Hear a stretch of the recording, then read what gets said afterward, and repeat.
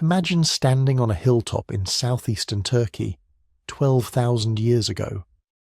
The sun is rising over the Anatolian plains, and around you, massive stone pillars tower overhead. Some are 20 feet tall, weighing 16 tons each. They're arranged in perfect circles, their surfaces carved with intricate reliefs of animals, foxes, scorpions, vultures, snakes. The craftsmanship is breathtaking. And here's what makes your mind spin. Nothing like this should exist yet. Not for thousands of years. Because 12,000 years ago, humans weren't supposed to build temples. They weren't supposed to build anything permanent at all. They were hunter-gatherers, moving from place to place, living in temporary camps, following the herds. No agriculture, no pottery, no metal tools, no wheel, no written language. Just small groups of people trying to survive in a world that had recently emerged from an ice age. And yet, here stands this place. Massive, deliberate, sophisticated, Göbekli Tepe. If you're using this to fall asleep, perfect.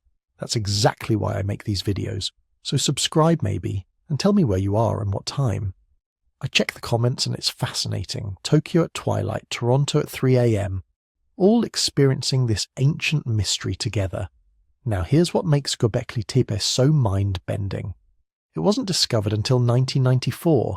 For thousands of years it sat buried under a man-made hill in Turkey, completely hidden from the world. When archaeologists finally excavated it, they found something that shouldn't exist according to everything we thought we knew about human civilization. A monumental structure built by people who supposedly didn't have the organization, technology, or reasons to build monuments. Think about the timeline for a second. The Great Pyramid of Giza is about 4,500 years old, and we consider it one of the wonders of the ancient world. Stonehenge is roughly 5,000 years old. These are structures we marvel at, trying to understand how ancient people moved such massive stones without modern technology. Göbekli Tepe is 11,500 years old. It was already ancient when the first pyramids were built. It was already 6,000 years old when humans invented writing. It predates agriculture, pottery, metallurgy, everything we associate with civilization. If Stonehenge is impressively old, Göbekli Tepe is impossibly old. And here's the really crazy part. The people who built it then deliberately buried it. Around 8,000 BCE, they carefully filled in these massive stone circles with debris, creating an artificial hill that preserved the site for millennia. Nobody knows why. It's like they wanted future humans to find it, but only when we were ready. You know that feeling when you realize everything you thought you understood about something is suddenly wrong? That's what happened to archaeologists when they understood what Göbekli Tepe meant. For over a century, we had a clear narrative about how civilization developed. First came agriculture, which led to permanent settlements, which created surplus food, which allowed specialization of labor, which eventually led to organized religion and monumental architecture. It was a neat, logical progression. Göbekli Tepe flips that entire story upside down, because here we have monumental architecture and organized religion thousands of years before agriculture. The people who built this weren't farmers. They were hunter-gatherers who somehow organized themselves into work parties capable of quarrying, transporting, and erecting stones that weigh as much as small houses, without domesticated animals to help, without metal tools, without any of the technology we assumed was necessary for such projects. So what was this place? That's the question that keeps researchers awake at night.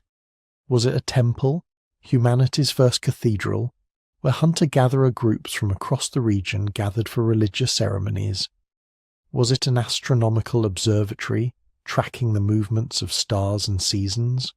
Was it a meeting place, where different groups came together to trade, share stories, and maintain social bonds across vast distances?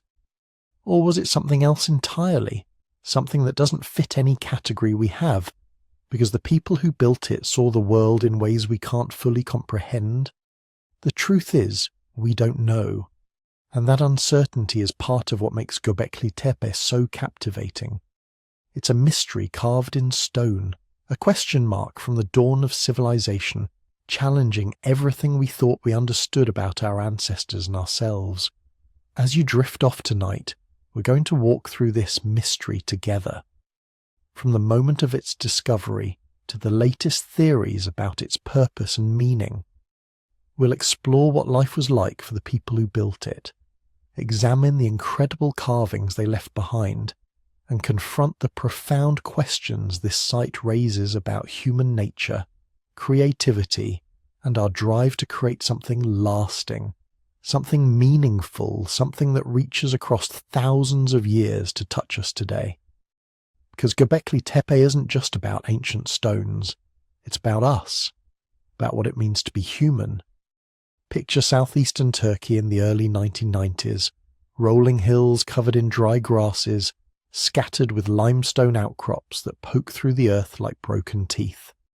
The landscape near Şanlıurfa is harsh, but beautiful, ancient, windswept, the kind of place where you can see for miles in every direction, where the sky meets the earth in a hazy line that shimmers in the summer heat.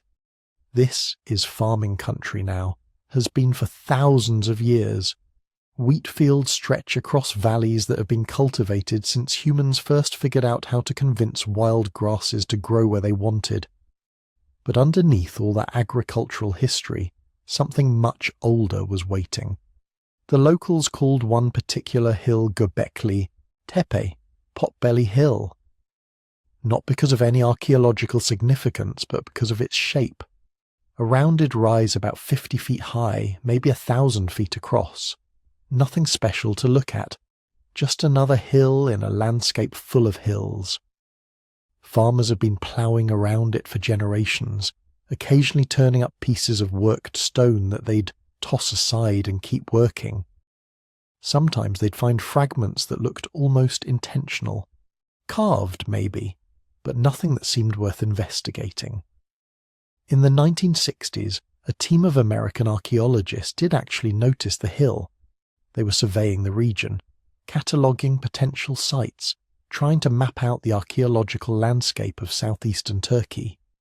They stopped at Göbekli Tepe, looked around, collected some surface finds, pottery sherds, a few pieces of worked stone. They made notes, took measurements, and moved on. Their conclusion? Medieval cemetery. Nothing of major significance. Just another burial ground from the Islamic period, maybe a few hundred years old at most. The site was catalogued and essentially forgotten. For 30 years, Göbekli Tepe sat there, growing wheat, sheltering occasional shepherds, keeping its secrets. 30 years during which archaeologists explored dozens of other sites in the region, uncovering Neolithic villages, Bronze Age settlements, Roman fortifications. But that strange pot-bellied hill, not worth the effort. The Americans had checked it out. Medieval cemetery. Case closed. Then in October 1994, a German archaeologist named Klaus Schmidt arrived. He wasn't looking for anything world-changing. He was just following up on old surveys, checking sites that had been catalogued decades earlier to see if modern archaeological techniques might reveal anything new. Schmidt was an expert in the Neolithic period, the critical window of human history when we transitioned from hunting and gathering to farming and settlement. He'd spent years excavating Neolithic sites across the Middle East. He knew what to look for. When he climbed that hill and saw the stones scattered across the surface, something clicked. These weren't random rocks. They weren't crude medieval grave markers. Schmidt could see immediately that the stones had been worked with sophisticated techniques, shaped, carved, deliberately placed. He picked up a few fragments and examined them closely. The workmanship was extraordinary, too refined for a medieval cemetery, too purposeful for a random collection of stones. And then he saw the first carved reliefs, not complete pieces, just fragments visible in the plough soil. An animal's head, the curve of what might be a human arm, abstract symbols he didn't recognize. His pulse probably quickened. Any archaeologist who tells you they don't feel that electric thrill when they realize they found something important is lying. Schmidt knew in that moment he was looking at something that shouldn't exist. Not here, not at this depth, not with this level of sophistication. He began excavation that same year. Not a massive dig, just careful, methodical exploration to understand what he was dealing with. Within weeks, his team had uncovered enough to confirm what Schmidt had suspected from that first visit. This wasn't a medieval cemetery. This wasn't even a typical Neolithic village. This was something unprecedented. Stone pillars, massive ones, some standing 15 feet tall and weighing 10 tons or more, arranged in circles, covered with elaborate carvings, and buried deliberately, carefully, as if someone wanted to preserve them for eternity.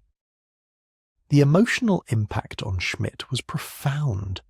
He described it later in interviews, trying to convey what it felt like to stand among those stones for the first time, to realize he was looking at architecture that predated everything he'd been taught was possible. He said it was like discovering a cathedral in a world where everyone assumed humans were still living in caves, like finding a symphony written in an age when people supposedly hadn't invented musical instruments yet. Before we go further into what Schmidt found, I want to ask you something. If you're listening to this right now, wherever you are in the world, would you leave a comment telling me where you're watching from and what time it is for you? I love knowing that these stories about our shared human past are reaching people everywhere, at all hours. Maybe you're drifting off to sleep in Tokyo. Maybe you're working a night shift in Sao Paulo. Maybe you're having breakfast in Oslo.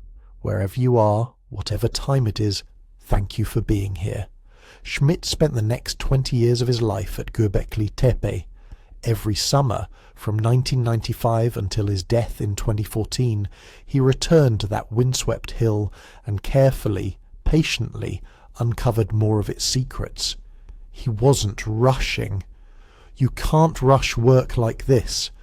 Every stone had to be documented, photographed, measured, every layer of soil analysed, every fragment of charcoal collected for radiocarbon dating. The work was painstaking. Summer temperatures in southeastern Turkey can hit 110 degrees Fahrenheit. The site had no shade, no natural water source. Everything had to be brought in. Every tool, every piece of equipment, every drop of water for the crew.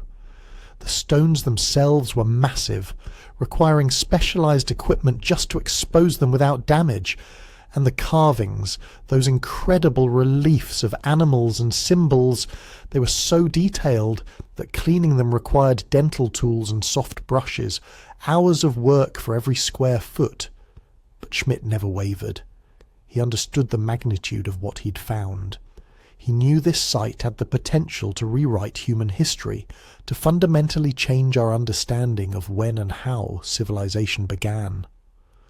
That kind of knowledge doesn't come from quick excavations and hasty conclusions. It comes from decades of careful work, from patience and precision, and an almost obsessive attention to detail. His team expanded gradually. Turkish archaeologists joined the effort. Students came from universities across Europe and the Middle East. Specialists in everything from ancient stoneworking techniques to prehistoric symbolism contributed their expertise. Göbekli Tepe became one of the most important active archaeological sites in the world, and Schmidt was its guardian, its interpreter, its most passionate advocate. He gave countless interviews trying to convey the significance of the site. He published papers. He guided other researchers through the stone circles, pointing out details that would take an untrained eye hours to notice. He fought for funding, for protection of the site, for recognition that what lay beneath Potbelly Hill was humanity's heritage, something that belonged to everyone. Schmidt described the experience of working at Göbekli Tepe as almost transcendent. He said there were moments, usually early in the morning before the heat became unbearable, when he'd stand alone among the pillars and feel connected to the people who had built them. Not in some mystical sense, but in a profoundly human way. These were people like us, he said. They had hopes and fears and dreams. They created something beautiful because they wanted to, because they needed to, because something in their culture demanded monumental expression. The tragedy is that Schmidt died before the excavation was complete. In July 2014, he suffered a heart attack while swimming. He was only 61. The work continues without him, but those who knew him say Göbekli Tepe lost its soul when Schmidt passed. He had lived with those stones for 20 years. He knew every pillar, every carving, every strange symbol. He had theories about what it all meant, ideas he was still developing, questions he was still pursuing. But what Schmidt left behind was extraordinary. A lifetime of careful documentation, thousands of photographs, detailed maps, radiocarbon dates that pushed the site's construction back to 9,600 BCE, making it older than Stonehenge by 6,000 years, older than the Egyptian pyramids by 7,000 years. He left behind proof that everything we thought we knew about the origins of civilization was wrong. The hill Schmidt climbed in 1994 wasn't hiding a medieval cemetery. It was hiding humanity's first monumental architecture, the first evidence that we were capable of creating something beautiful, something permanent, something that would last for millennia. And now it was time for the world to understand what that meant. Picture yourself standing at the edge of a limestone quarry 11,600 years ago. You're a hunter-gatherer. Your people move with the seasons, following game herds and wild grain harvests.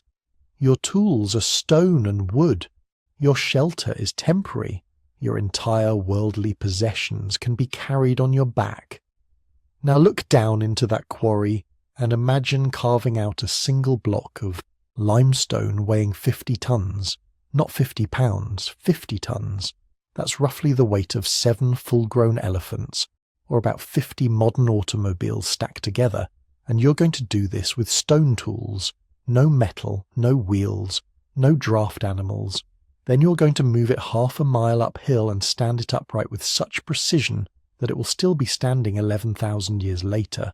Impossible, right? Except that's exactly what they did.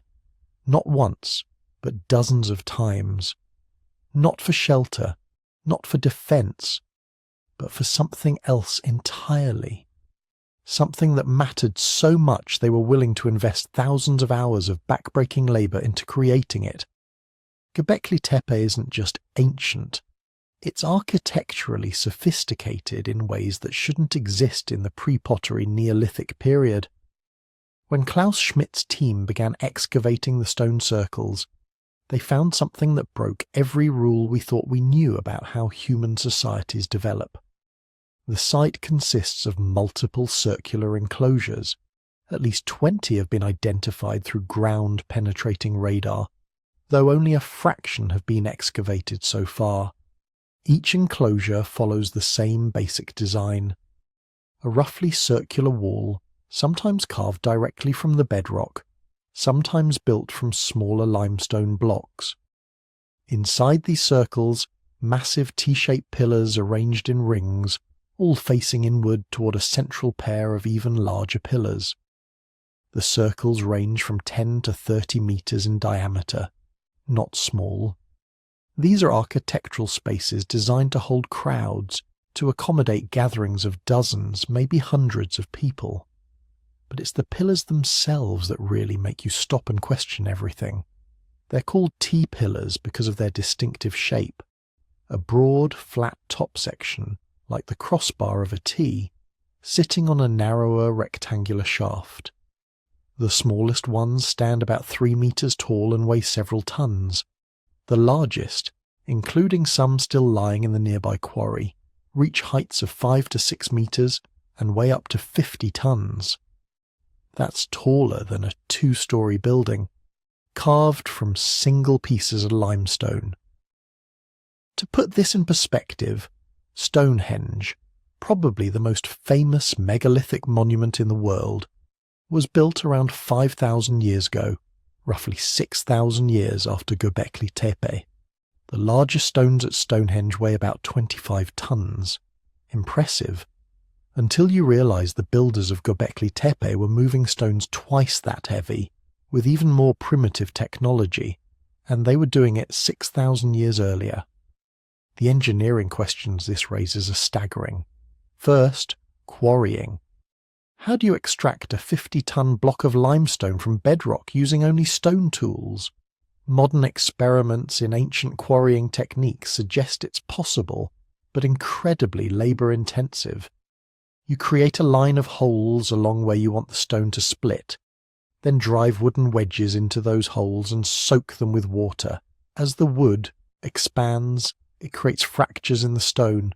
Do this correctly and the stone splits relatively cleanly, but we're talking about hundreds of man-hours just to free a single pillar from the quarry. Then comes transportation. The quarry at Göbekli Tepe lies about 100 to 500 metres from the main structures, depending on which enclosure we're talking about. The terrain is uneven, rocky, uphill in places. Moving 50 tons across this landscape without wheels, without metal tools, without draft animals, it should be impossible. Yet they did it repeatedly. Some researchers suggest they used wooden rollers, placing logs under the stones and rolling them forward. Maybe. But tests with this method show you need dozens of people coordinating perfectly, constantly repositioning the logs as they roll out from behind the stone. Others think they might have used wooden sledges, dragging the stones on runners lubricated with water or animal fat. Also possible. Also requiring massive coordinated effort. The most conservative estimates suggest moving a 50-ton pillar would require at least 500 people pulling in unison. That's not a family group. That's not even a single band of hunter-gatherers. That's a massive coordinated labour force, all working together, all fed and organised for a project that might take weeks or months. But getting the stones to the site was only the beginning. Then you had to stand them upright. Think about the physics for a moment. A 50-ton pillar, 5 metres tall, lying on the ground. You need to lift one end, pivot it up, and drop it into a prepared socket in the bedrock without it breaking or falling on anyone. Modern engineers would use cranes, computer-calculated lifting points, steel cables. The builders of Göbekli Tepe had none of these things. They probably used earthen ramps, pile dirt and stones against one side of the pillar, creating a ramp. Use that ramp to gradually lever the pillar up, probably with wooden beams serving as levers. As the pillar rises, you build up the ramp higher, lever it some more, build higher, until finally the pillar is vertical enough to drop into its socket. Then you carefully remove the ramp without disturbing the pillar. It's theoretically possible. It's also terrifyingly dangerous and requires precise coordination among large groups of workers. And they didn't just stand these pillars up randomly. They positioned them with architectural precision. The pillars in each circle are evenly spaced, arranged in perfect rings. The central pillar pairs are positioned exactly in the centre of each enclosure, facing each other. This required planning. Someone had to design these spaces before construction began. Someone had to measure, calculate, coordinate. This is architecture, not just piling up stones. This is intentional spatial design at a level we didn't think existed 11,600 years ago. But what really separates Göbekli Tepe from any other Neolithic site is what's carved on these pillars. They aren't blank. Nearly every pillar is covered with intricate relief carvings. Animals mostly. Snakes, foxes, wild boars, aurochs, gazelles, vultures, scorpions, spiders. The menagerie of the ancient Near Eastern landscape. But these aren't crude scratches. These are sophisticated three-dimensional reliefs, carved deeply into the limestone, showing anatomical detail, motion, life. Some animals appear to be stalking, others are shown in aggressive postures, some seem to be interacting with each other. The foxes are particularly common, nobody knows why. They appear on multiple pillars across different enclosures, sometimes in groups, always rendered with careful attention to detail. The vultures are disturbing, massive birds with outstretched wings, carved so they seem to leap off the stone. In several cases, the vultures appear to be carrying human heads. This imagery would show up later in nearby Neolithic settlements where bodies were deliberately exposed to vultures as part of funerary practices. Was Göbekli Tepe connected to death rituals? Maybe. The evidence is suggestive but not conclusive. Then there are the abstract symbols, H-shapes, C-shapes, circles, crescents, arrangements of lines and dots that might be counting systems or might be purely decorative. We don't know. They don't match any later writing systems. They might be proto-writing, the earliest human attempts to record information symbolically. Or they might be religious symbols whose meanings died with the people who carved them. Some researchers think they might be astronomical. Several of the symbol arrangements could represent constellations as they would have appeared in the night sky 11,600 years ago. Others think they're calendrical, marking seasonal cycles important for hunting or gathering. Without more context, we're left guessing. But the most intriguing carvings are on the central pillars themselves. These largest pillars, the ones standing in the centre of each enclosure, they have something the others don't. Anthropomorphic features. Not faces exactly, but suggestions of human form. Arms carved in relief on the sides of the pillars, bent at the elbows, hands positioned at the front. Belts carved around the narrow shaft of the T, sometimes with foxtails hanging from them, sometimes with other objects that might be tools or weapons. In one enclosure, one of the central pillars has what appears to be a loincloth carved below the belt. These pillars were meant to represent something human, or at least humanoid. They stand taller than the surrounding pillars, positioned centrally, facing each other like sentinels, or perhaps like ceremonial participants frozen in stone. Some researchers interpret these central pillars as representing ancestors or deities. Others think they might represent the participants in whatever rituals took place in these enclosures, permanent stone witnesses to temporary human gatherings. A few have suggested they represent a creation myth, two primordial beings from whom all else descended. We don't know, but the intentionality is clear. These weren't just pillars. They were meant to be seen as presences, entities with humanoid form presiding over whatever happened in these stone circles. The whole complex at Göbekli Tepe covers an area of about 9 hectares, though most of it remains unexcavated. The enclosures that have been revealed were built in stages over roughly 1,500 years, layer after layer of construction, each generation adding new enclosures or modifying existing ones. Then, around 10,000 years ago, they deliberately buried everything, filled in the enclosures with rubble and dirt, covering the pillars completely. Not destruction, preservation, as if they wanted to seal these structures away, protect them, or perhaps conclude whatever purpose they had served. This deliberate burial is why Göbekli Tepe survived. The buried stone circles became a hill, covered with soil, protected from erosion and human interference for 10,000 years, until Klaus Schmidt arrived with ground-penetrating radar and began asking questions. What drove people to create this? That's the question that haunts everyone who studies Göbekli Tepe. These weren't desperate people building survival shelters. This was monumental architecture, created for symbolic or ritual purposes at a time when humans were still living in temporary camps, still following wild herds, still gathering wild plants. They invested thousands of hours of labour, coordinated hundreds of workers, solved engineering problems that wouldn't be tackled again for thousands of years. All for something intangible, something that mattered more than comfort or convenience, something that was worth the impossible effort of moving 50-ton stones and carving entire landscapes into religious or ceremonial space.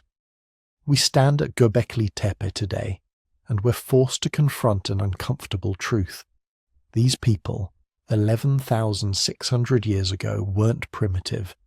They were sophisticated, organised, capable of abstract thought and monumental ambition. They were building the impossible long before anyone thought such things were possible. And whatever they were building it for, it mattered enough to change everything that came after. Before we can understand why Göbekli Tepe is so revolutionary, we need to understand the world it emerged from. Because the people who carved those massive stone pillars and erected those impossible circles weren't working with a blank slate. They were the product of thousands of years of human development, survivors of climate catastrophes that would have destroyed lesser species, inheritors of knowledge systems we're only beginning to appreciate. So let's go back to around 14,500 years ago, to the end of the last ice age. The great glaciers that had covered much of the northern hemisphere for tens of thousands of years were finally retreating. Sea levels were rising, and across the Middle East, in a region we now call the Fertile Crescent, something remarkable was happening. The world was coming alive. For millennia, this region had been cold, dry, relatively barren. But as the ice sheets melted and global temperatures rose, rainfall patterns shifted. Springs that had been dry for thousands of years began flowing again. Rivers that had dwindled to seasonal streams became permanent waterways, and most importantly, the grasslands exploded. Within just a few generations, the landscape transformed from sparse scrubland into something approaching paradise. Oak forests spread across the hills. Wild wheat and barley covered the valley floors in golden waves. Herds of gazelle, wild cattle, and wild horses migrated through in numbers that must have seemed endless. The skies filled with migrating waterfowl. The rivers teemed with fish. This wasn't just improvement. This was abundance on a scale that humans in this region had never experienced before. The people living here responded exactly as you'd expect. Their populations grew, their territories expanded, and they developed increasingly sophisticated strategies to exploit this sudden wealth of resources. We call these people the Natufians, after the first archaeological site where their remains were discovered. But they weren't a single unified culture. They were a network of related groups spread across what is now Israel, Palestine, Lebanon, Syria, and southern Turkey. Groups that shared certain technologies and traditions but adapted them to their specific local environments. The Natufians were hunter-gatherers, but forget whatever stereotype that term brings to mind. These weren't simple nomads wandering aimlessly from camp to camp. They were sophisticated resource managers with detailed knowledge of their territories, seasonal patterns, and animal behaviour. A typical Natufian group might consist of 20 to 50 people, extended family networks bound together by kinship and generations of shared experience. They knew their territory intimately, every spring that flowed year-round, every stand of wild grain, every cave where they could find shelter in winter, every valley where gazelle migrated in autumn. And here's the crucial part. They were starting to stay in one place. At sites across the Fertile Crescent, archaeologists have found the remains of what they call semi-permanent settlements. Not cities, not even villages by our standards, but substantial stone structures, some with plastered floors and storage pits. Buildings meant to last years, not just seasons. Buildings people came back to generation after generation. This is massive. For hundreds of thousands of years, humans have been mobile by necessity. You follow the resources. When the game moves, you move.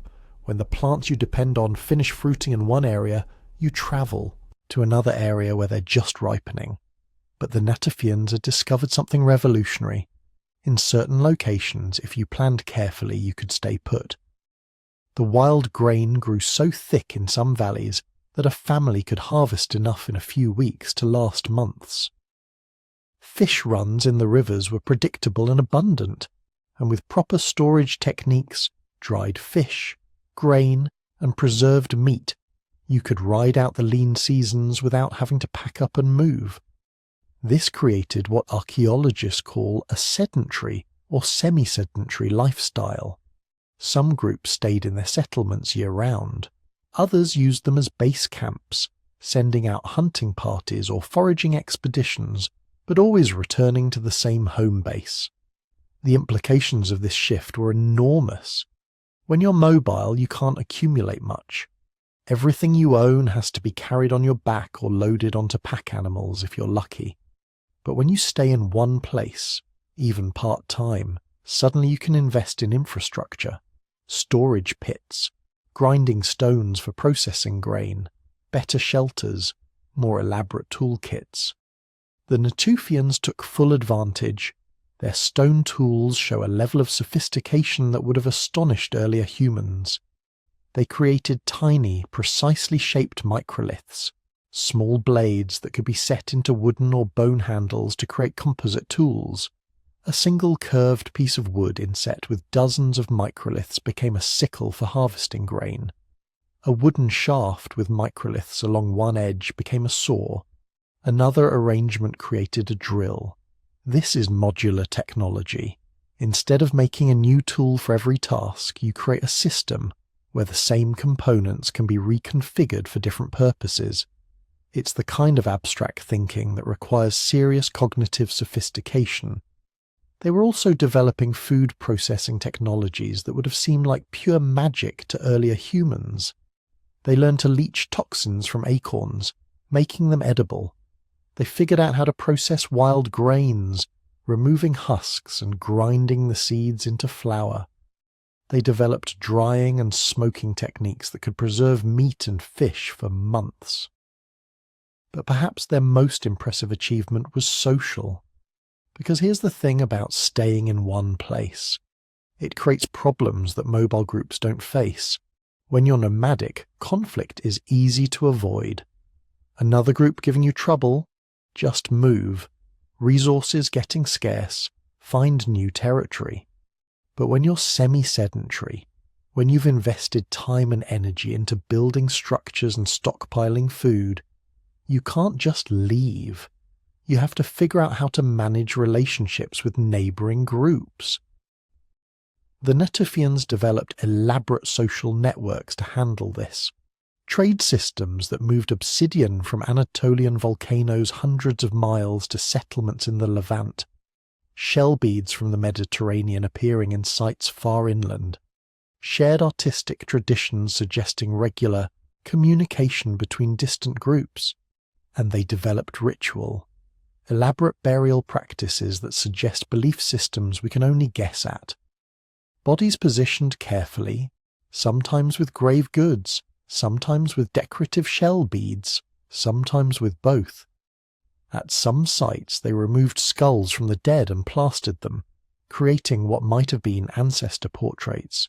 This is religious thinking, or something very close to it.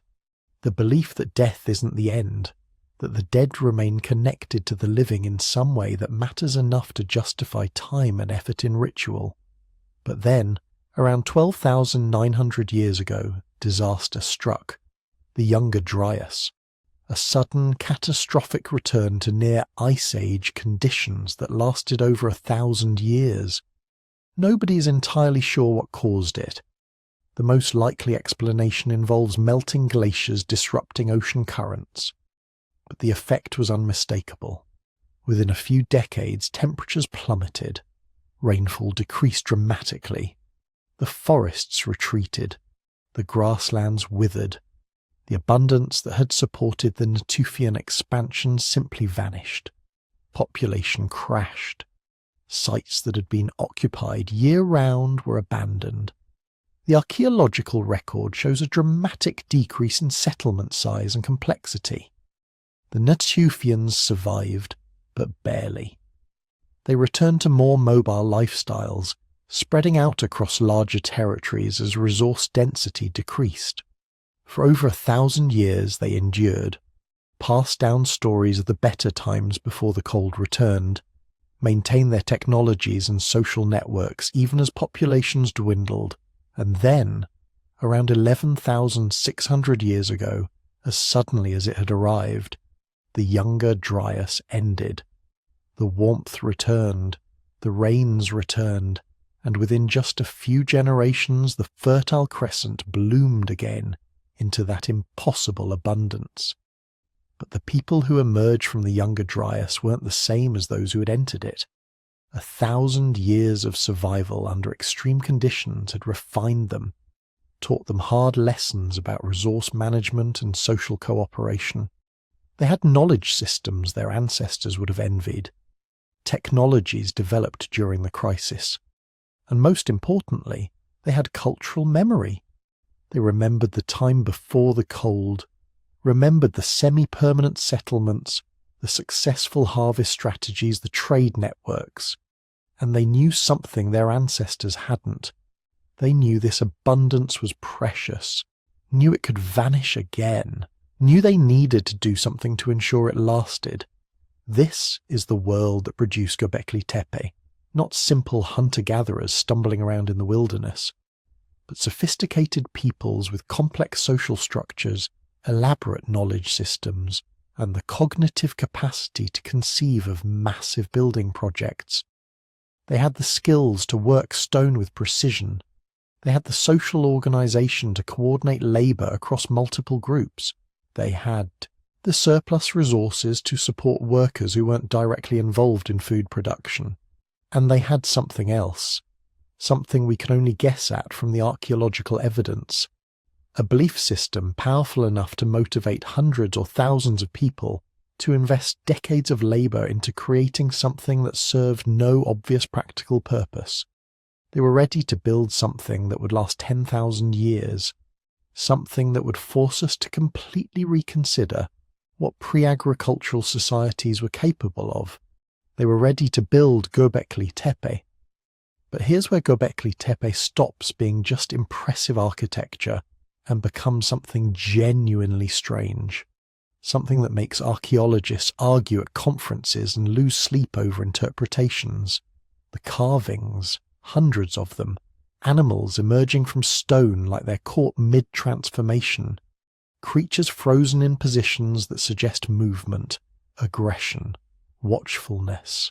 And the more you look at them, the more questions multiply faster than answers. Start with the obvious. These people carved everything. Foxes snarling with teeth bared, lions mid-stride, muscles defined with incredible anatomical precision. Snakes coiling across stone surfaces in patterns that follow the natural contours of the pillars. Scorpions with tails raised to strike. Wild boars with their distinctive shoulder humps. Gazelles leaping. Cranes standing. Vultures with wings spread wide like they're descending on prey. The technical skill is startling. These aren't stick figures scratched into rock by someone killing time. These are sophisticated three-dimensional reliefs. The artisans understood perspective, anatomy, movement. They knew these animals intimately. How a fox's ears tilt when it's hunting. How a lion's shoulder blades shift when it walks. How a vulture's wing feathers layer and overlap. But here's what keeps researchers awake. These weren't just decorative choices. This wasn't ancient wallpaper. Every single animal carved at Göbekli Tepe was dangerous.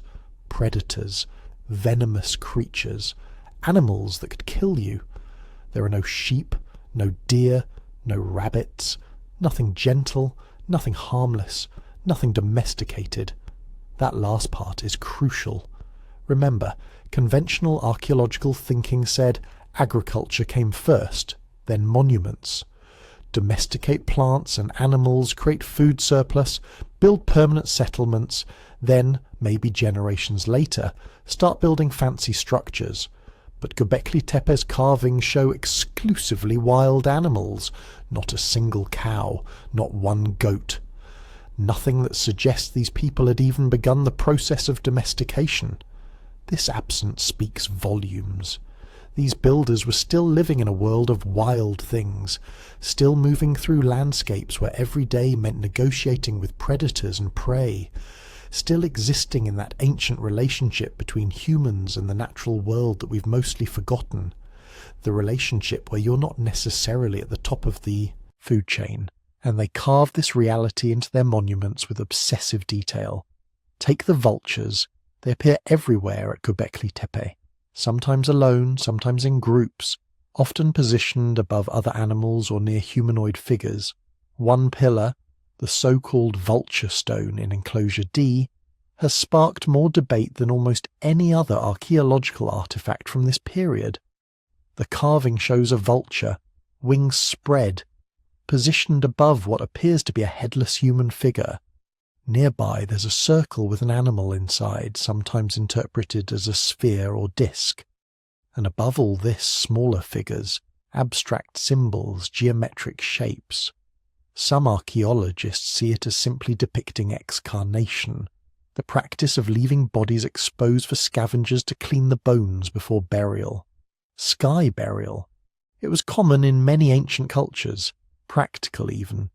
The vultures do the work of separating flesh from bone, and eventually you collect the clean skeleton for final burial.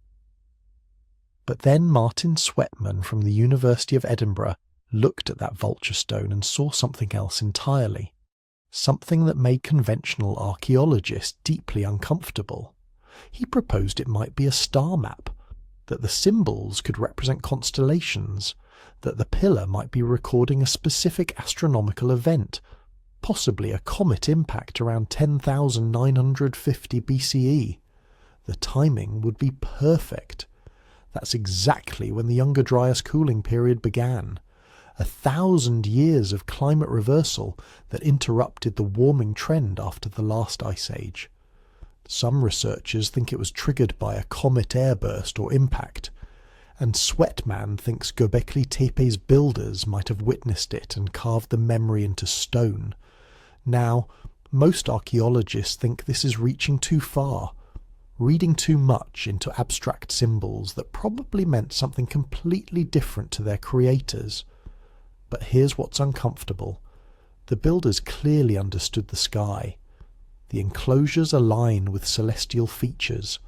The pillars track astronomical positions. These people were watching the heavens systematically, so maybe it's not crazy to think they were also recording what they saw up there. The other carvings don't make things any clearer. Snakes appear constantly, often coiling around pillars or positioned near other predators. In many ancient cultures, snakes represented transformation, death, rebirth. The way they shed their skin made them symbols of renewal. But these people weren't part of those later cultures. We can't assume they thought about snakes the same way Bronze Age civilizations would thousands of years later. Maybe the snakes at Göbekli Tepe just meant danger. Immediate, present danger. Step wrong in the grasslands and you're bitten. Simple as that. The scorpions pose similar problems. They're carved with remarkable accuracy, tails curved in exactly the striking position real scorpions use. But what did they symbolize? Threat. A clan totem. A season when scorpions emerge from winter hiding? We're guessing. Educated guessing based on comparative anthropology, but still guessing. Then there are the humanoid figures carved directly into the pillars themselves, not separate reliefs, but integral to the T-shaped stones. Abstract human forms, no faces, just the suggestion of bodies. And here's what's strange. Their arms are carved along their sides, hands meeting at their bellies or groins. Some researchers see shamanic imagery. Figures in trance states, hands positioned in ritual gestures. Others see ancestor representations, stylized humans meant to embody entire lineages or clans. The pillars themselves might represent people, transformed into stone, watching over the enclosures forever. But look closer at those hands. They're not just touching their bellies. On some pillars the hands hold objects, or wear what look like bracelets. These aren't generic human shapes. They're individuals with specific attributes, specific identities. The builders were marking distinctions, recording differences between figures. This suggests something sophisticated about their social organization. They recognized individual identity. They had reasons to distinguish between different pillars, different representations. Maybe these T-pillars represented specific ancestors. Maybe they stood for clans or lineages. Maybe they were territorial markers, claiming the space for particular groups. Or maybe they were something else entirely. Maybe they were meant to be the gods themselves, standing eternal watch over the ceremonies conducted in their shadows. The H symbols scattered across various pillars add another layer of mystery. Simple geometric shapes, just an H, sometimes rotated, sometimes repeated in patterns. They appear on multiple pillars, sometimes near animals, sometimes alone. Archaeologists have proposed dozens of interpretations, tally marks counting something, though what exactly remains unclear. Clan symbols marking which group contributed to a pillar's construction. Abstract representations of concepts we can't even guess at. The problem is they're too simple to decode without context. An H could mean anything or nothing. It could be the ancient equivalent of a mason's mark, just a signature saying, "Ugh, made this." Then there are the handbags, or at least that's what they look like. Carved objects held by some of the humanoid figures, rectangular shapes with handles. They appear in similar form at other ancient sites across the Middle East, which suggests they meant something consistent across cultures. But what? Some researchers think they represent buckets for ritual purposes. Others see them as symbolic objects, representations of concepts rather than actual containers. A few bold interpreters suggest they might be knowledge containers, symbolic representations of wisdom or information being passed down. The geometric patterns are equally cryptic. Circles, lines, zigzags, crosshatches. Some form obvious patterns, others seem random, almost like doodling. But nothing at Göbekli Tepe seems accidental. The level of planning evident in the architecture suggests every carving was intentional. So maybe these abstract symbols encoded information. Maybe they were proto-writing, a way of recording concepts before true writing emerged. Maybe they marked sacred meanings that required years of training to interpret. Or maybe they were simply decorative, patterns that looked right to eyes that saw the world very differently than we do. The animal imagery, though, that keeps coming back. Because whatever else these carvings meant, they clearly represented a specific world view, a way of understanding humanity's place in nature. These weren't pastoral images. There's nothing peaceful about Göbekli Tepe's animal kingdom. Everything carved into these pillars could kill you. Everything demanded respect, caution, skill. The builders surrounded themselves with predators and venomous creatures. They built their gathering place as a stone zoo of dangers. This might reflect totemic beliefs. Many hunter-gatherer societies organized themselves around animal totems, claiming descent from or spiritual connection to specific creatures. The fox clan, the scorpion people, the vulture lineage. Göbekli Tepe's enclosures might represent different totemic groups, each building their own sacred space decorated with their spiritual animals. Or maybe it was shamanic. Maybe these were the animals encountered during trance states, spirit journeys, altered consciousness experiences. The predators you met when you crossed into the other world. The guides and challengers that tested initiates during ritual ordeals. But there's another possibility, a simpler one. Maybe these carvings were memory, a way of preserving knowledge about the animals that shared their world. teaching tools carved in stone, showing the next generation what foxes look like when they hunt, how scorpions position their tails before striking, which vultures descend on the dead.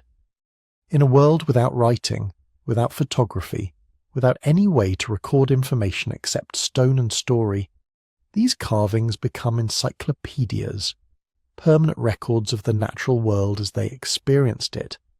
And maybe that's what makes them so powerful. These aren't just religious symbols or artistic expressions. They're evidence of people trying desperately to capture their reality and make it permanent.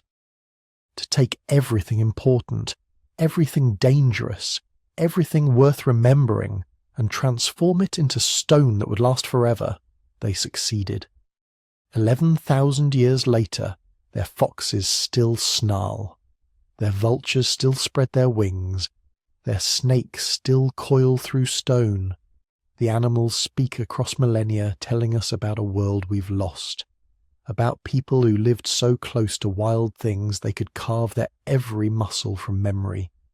But what they were actually, saying what these symbols really meant to their creators, that remains locked in silence.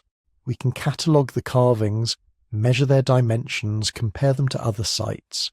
We can propose theories and build interpretations, but the true meaning, the actual thoughts in the minds of the artists who shaped these creatures from limestone, that's gone. Lost to time like everything else about these mysterious builders, except the stones themselves, still standing, still covered in predators, still guarding whatever secrets they were meant to protect. So here's the question that keeps archaeologists arguing late into the night. What was Göbekli Tepe actually for? Klaus Schmidt, the archaeologist who dedicated his life to excavating the site, had a clear answer. It was a temple, pure and simple. A sacred sanctuary built by hunter-gatherers who had no villages, no agriculture, no permanent settlements. Just an overwhelming need to create something holy. Schmidt's interpretation was based on decades of evidence.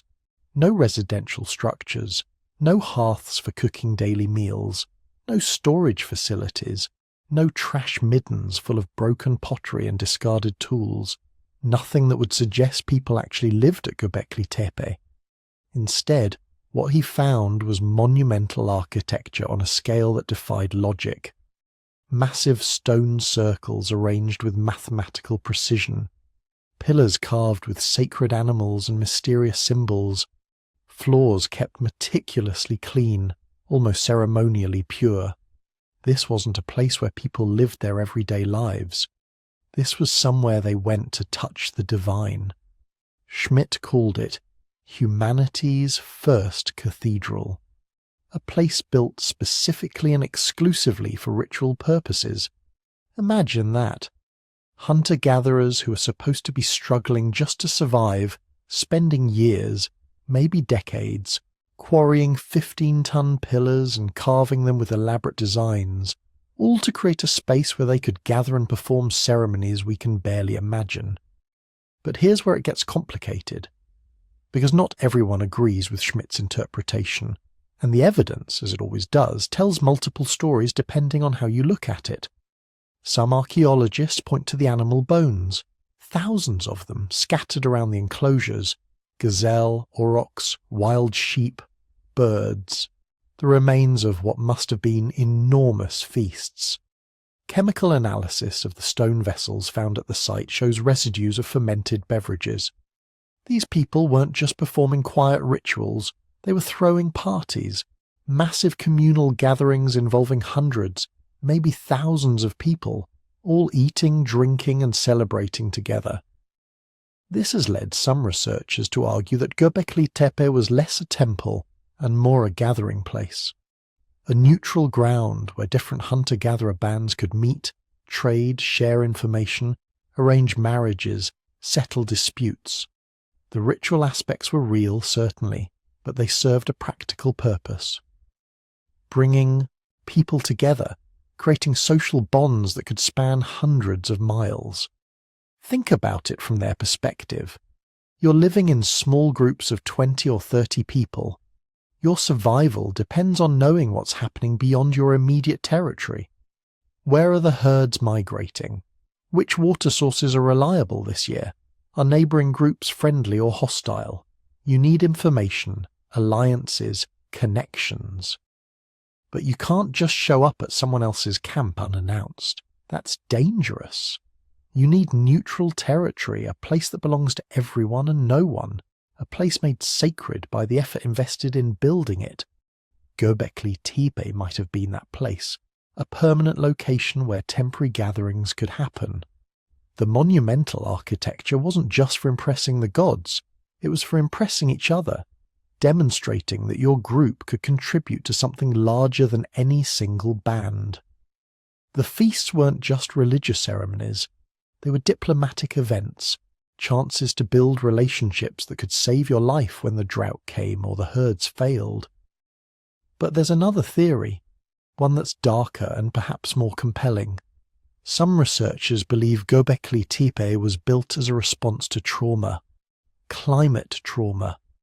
Remember, these people were living around 11,600 years ago, right at the end of the Younger Dryas, a 1,000-year climate catastrophe that had brought sudden freezing temperatures back to a world that had been warming.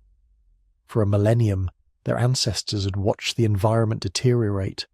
Forests dying, grasslands shrinking, animals disappearing. Then, just as suddenly, around 11,600 years ago, it ended. Temperatures shot up. Within decades, maybe even years, the world transformed. Rain returned, vegetation exploded, animal populations recovered. But people who've lived through trauma don't just forget. They create ways to remember, to process, to make sense of what happened. They build monuments. This theory suggests Göbekli Tepe was humanity's first memorial, a massive stone prayer that such disasters would never happen again. The animals carved on the pillars weren't random decorations. They were reminders of the species that had sustained their ancestors through the crisis. The geometric symbols might have been attempts to encode knowledge, to preserve information about survival strategies in permanent form. The fact that the site was built on a hilltop suddenly makes sense. High ground, a place safe from floods, a location where you could see danger coming from miles away. The massive effort invested in construction becomes an act of collective healing, groups working together to create something permanent in a world that had proven devastatingly temporary. And then there's the astronomical hypothesis. Several researchers have noted that the stone circles at Göbekli Tepe seem to be aligned with celestial events. The positioning of pillars might correspond to the rising and setting points of significant stars or constellations as they appeared 11,600 years ago. Some argue the entire complex functioned as an ancient observatory, a place where people gathered to track the movements of celestial bodies. This wouldn't be unusual. Hunter-gatherers around the world have sophisticated astronomical knowledge. They need it.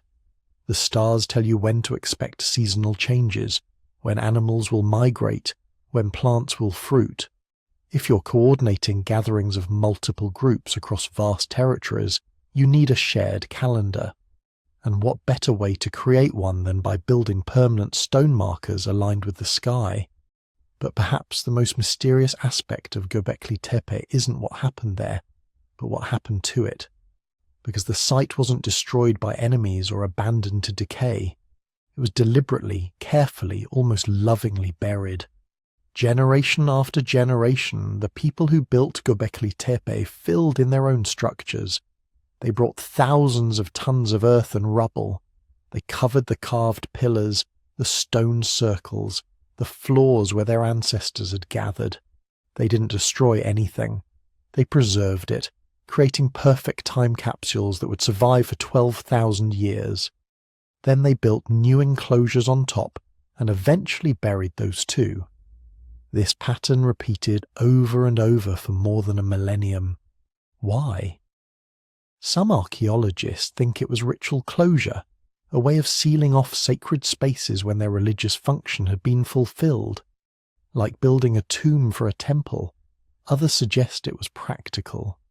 As the society evolved and new groups rose to prominence, they needed to establish their own sacred spaces, not just inherit their ancestors' shrines. But there's another possibility, one that's both more mundane and more profound. Maybe they were covering the old circles because they were building villages, because they were transitioning from mobile hunter-gatherers to settled farmers, because the world that had created Göbekli Tepe was ending, replaced by something new. The intentional burial happens to coincide with the first evidence of permanent settlements in the region, of systematic agriculture, of pottery and animal domestication, all the markers of the Neolithic revolution. It's as if once people started living in one place, they no longer needed this massive gathering site. The old ways were literally being buried by the new. And maybe that's what Göbekli Tepe really was.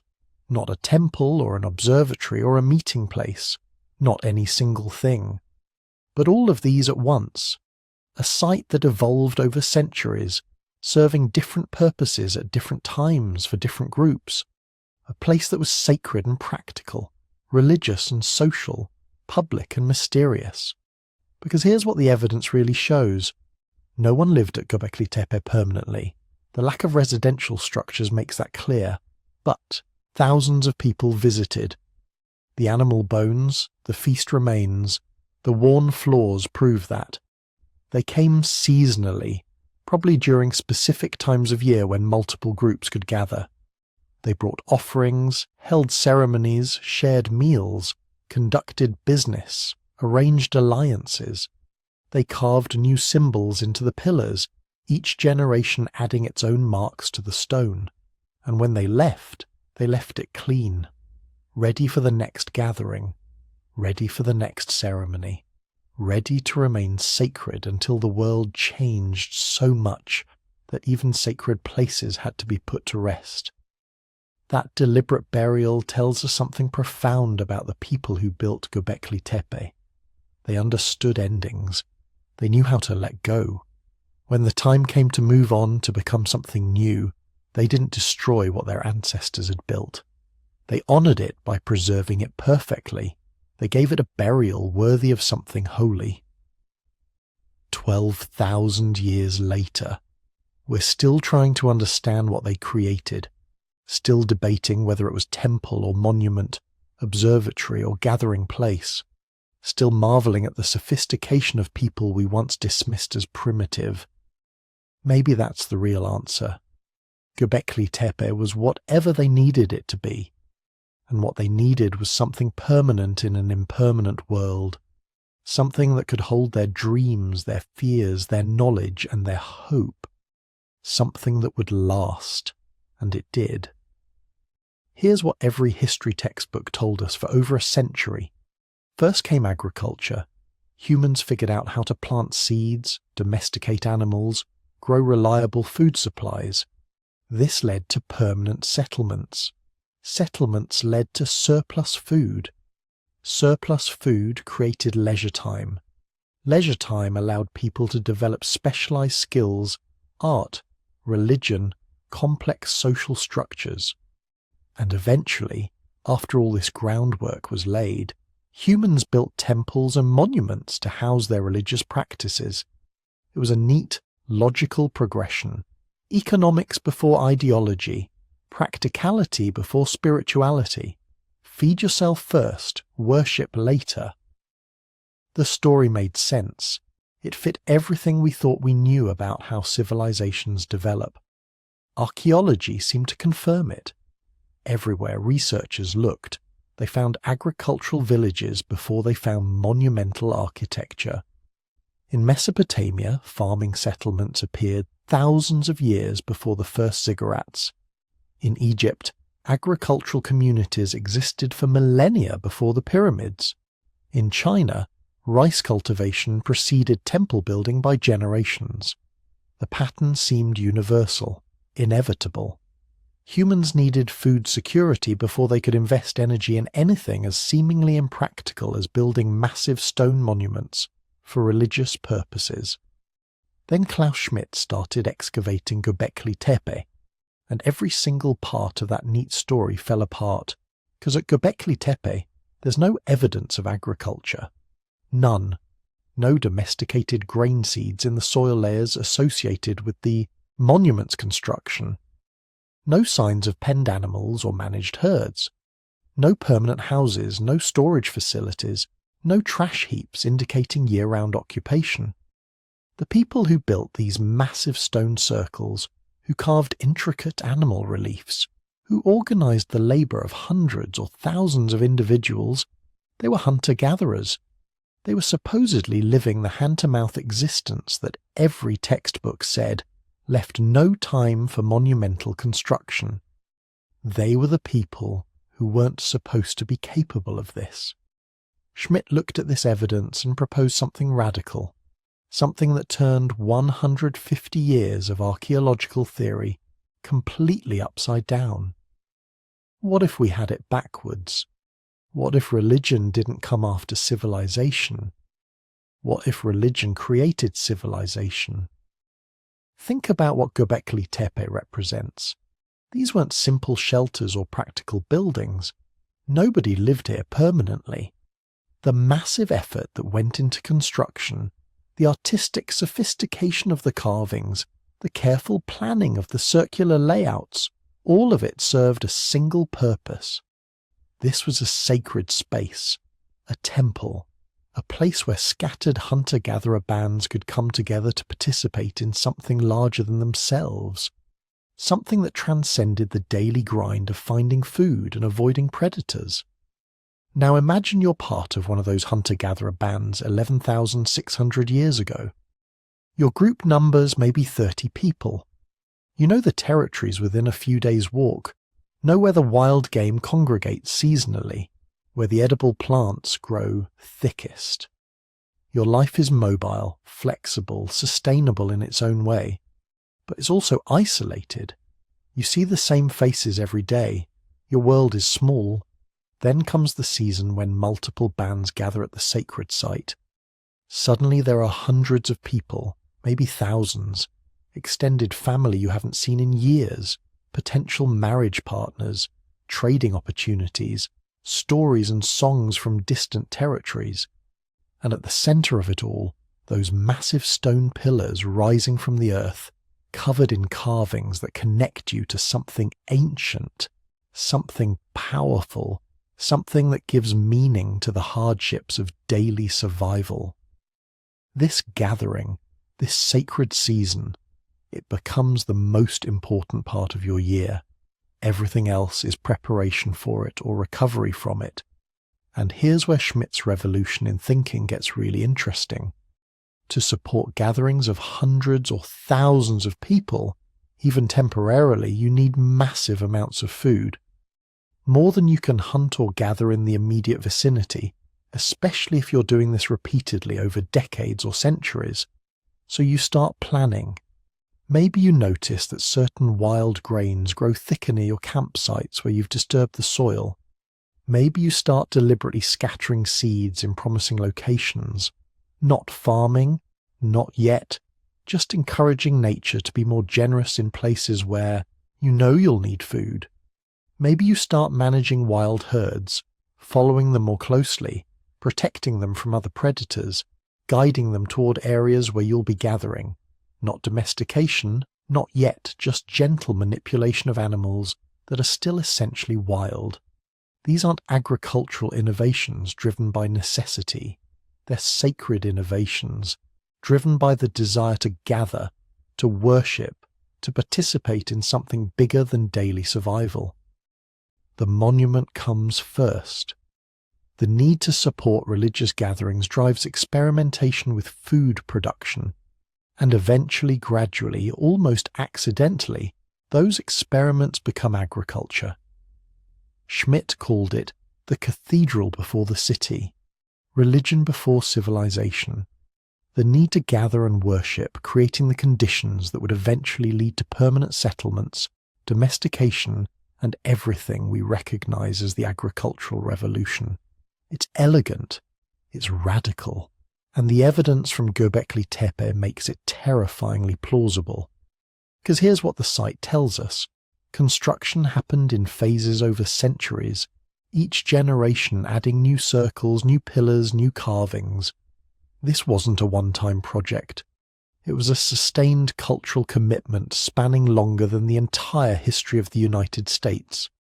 Hunter-gatherer bands, generation after generation, dedicating enormous resources to maintaining and expanding a sacred site. That kind of sustained effort requires powerful motivation, the kind of motivation that only shared belief systems can provide. And during those same centuries, the archaeological record shows something else happening in the surrounding region. Wild grains beginning to show morphological changes that suggest early cultivation. Animal populations showing the first signs of domestication. Small seasonal camps becoming slightly more permanent. The gradual, almost imperceptible shift from mobile hunter-gatherers to settled farmers. The traditional theory says those agricultural changes happened first, creating the surplus that allowed temple construction. Schmidt's theory says the temple created the need that drove agricultural experimentation. One interpretation makes humans rational economic actors who built temples after securing their food supply. The other makes humans spiritual beings who secured their food supply in order to build temples. Which version is right? The honest answer is we don't know for certain, and that uncertainty is where things get fascinating. Because the debate over Göbekli Tepe isn't just about one archaeological site, it's about fundamental questions of what drives human behaviour. Are we primarily practical creatures who turn to religion and art only after our material needs are met?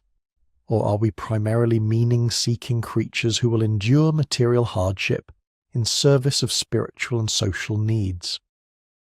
Some archaeologists push back against Schmidt's interpretation. They point out that absence of evidence isn't evidence of absence. Just because we haven't found signs of agriculture at Göbekli Tepe doesn't mean the builders weren't practicing some form of cultivation. Plant remains and storage structures might have been located elsewhere, in areas we haven't excavated. The hunter-gatherer groups in this region were living in an unusually rich environment, the northern edge of the Fertile Crescent, where wild resources were abundant. Maybe they were complex hunter-gatherers, sedentary or semi-sedentary groups with enough surplus to support monument building without agriculture. Other researchers suggest we're creating a false dichotomy. Maybe agriculture and monumental construction developed together, each reinforcing the other in a feedback loop. Experimental cultivation providing food for small gatherings, which motivated more ambitious construction projects, which required better food production, which led to more sophisticated agriculture, not one causing the other, but both emerging simultaneously from the same cultural moment. These debates matter because they shape how we understand ourselves.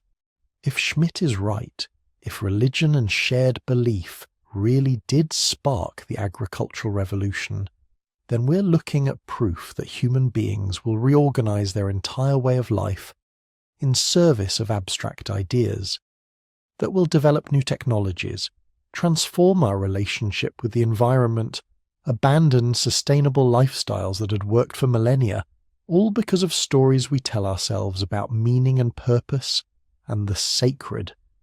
That's either inspiring or terrifying, depending on your perspective. It means shared belief systems can motivate almost unlimited cooperation and innovation. It also means we're capable of pursuing collective goals even when they might not be in our long-term interest. Agriculture wasn't necessarily an improvement over hunter-gatherer life. Early farmers were less healthy, worked harder, had less diverse diets. But if the drive to gather at sacred sites pushed us toward agriculture, we did it anyway. What Göbekli Tepe teaches us, regardless of which specific interpretation proves correct, is that our ancestors 11,600 years ago were far more sophisticated than we imagined. They were capable of abstract thinking, long-term planning, coordinated action on a massive scale. They could envision something that didn't exist and then bring it into being through sustained collective effort. They understood symbolism, ritual, the power of sacred space to bind communities together across distance and time. They were, in other words, fully human in every sense that matters.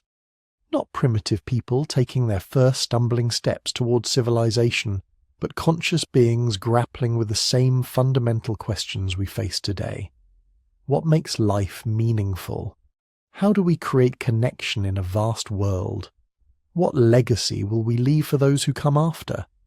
The stones at Göbekli Tepe are their answer, and the fact that those answers still move us, still generate wonder and debate 11,600 years later, suggests they got something profoundly right about what it means to be human. For all the stone, for all the dust, for all the careful measurements and laser scans and radiocarbon dates, Göbekli Tepe is still mostly a ghost. When you see those famous images in documentaries or online, it feels complete. A ring of pillars, carvings in sharp afternoon light, archaeologists brushing dirt from ancient stone. It gives the illusion that we're looking at the whole thing, that the mystery is exposed, but we're not even close. By the most generous estimates, only about 5% of Göbekli Tepe has actually been excavated. 5%. 1/20th of the site. Imagine trying to understand a whole book from a single torn page, or trying to know a city from one street corner. That's the scale we're dealing with here. The rest is still there, under the hill. Thousands of years of backfill and sediment, carefully packed by ancient hands and slowly compressed by time. An entire buried landscape of stone rings, pillars, walls, and who knows what else, hidden just a few meters below the surface. And this raises a question that quietly haunts every conversation about Göbekli Tepe. What are we not seeing yet? Archaeologists suspect that what has been uncovered so far, the iconic enclosure D with its towering central T-pillars, the neighbouring circles with their crowds of animals in stone, may not be the oldest parts of the site. There are hints, tantalising but incomplete, that deeper, older structures may be waiting below those we already know, in ground-penetrating radar surveys, in subtle variations in soil density, in faint circular echoes beneath the current enclosures. There are suggestions of more architecture stacked beneath what we've already revealed, like pages in a book written over centuries and then glued shut. Think of it as a vertical timeline. The enclosures we see now might be the latest edition of a much older tradition. Beneath them, earlier circles, and beneath those perhaps even more primitive stone arrangements, built by people just beginning to experiment with this strange new idea. Vast, monumental space dedicated not to shelter, but to meaning. If that's true, then Göbekli Tepe is not a single event. It's not one burst of construction, one moment of genius. It's a long conversation, carried out in stone over generations. A tradition that might stretch back hundreds of years, maybe longer. Each generation digging, building, covering, renewing, layer after layer of intention, ritual and memory. But until more of the site is carefully uncovered, that remains a guess. A good guess, supported by geophysics and stratigraphy, but still a guess. For now, 95% of the story is literally underground. And then there's another question, one that slips in as you lie there, listening and imagining those stone circles in the starlight. Who, exactly, built all of this? We can say hunter-gatherers and pre-pottery Neolithic. We can sketch stick figures moving stones and carving animals, but that's not really an answer. Not in the sense that we know these people the way we know, say, the Egyptians or the Romans. Those later civilizations left us texts, names, even daily schedules etched on broken potsherds. The builders of Göbekli Tepe left us stone and silence. We don't know what they called themselves, We don't know what language they spoke. We don't know their myths, their jokes, their fears, the songs they sang to their children. We don't know if they thought of themselves as one people or many, if they saw Göbekli Tepe as a shared sanctuary for far-flung groups, or as the guarded heartland of a particular clan. But we can infer some things from what they did, from the scale of their work. Those central T-pillars weigh up to 20, maybe 40 tons. They had to be quarried from bedrock shaped with stone tools, moved hundreds of meters, and then raised upright into sockets carved into the floor.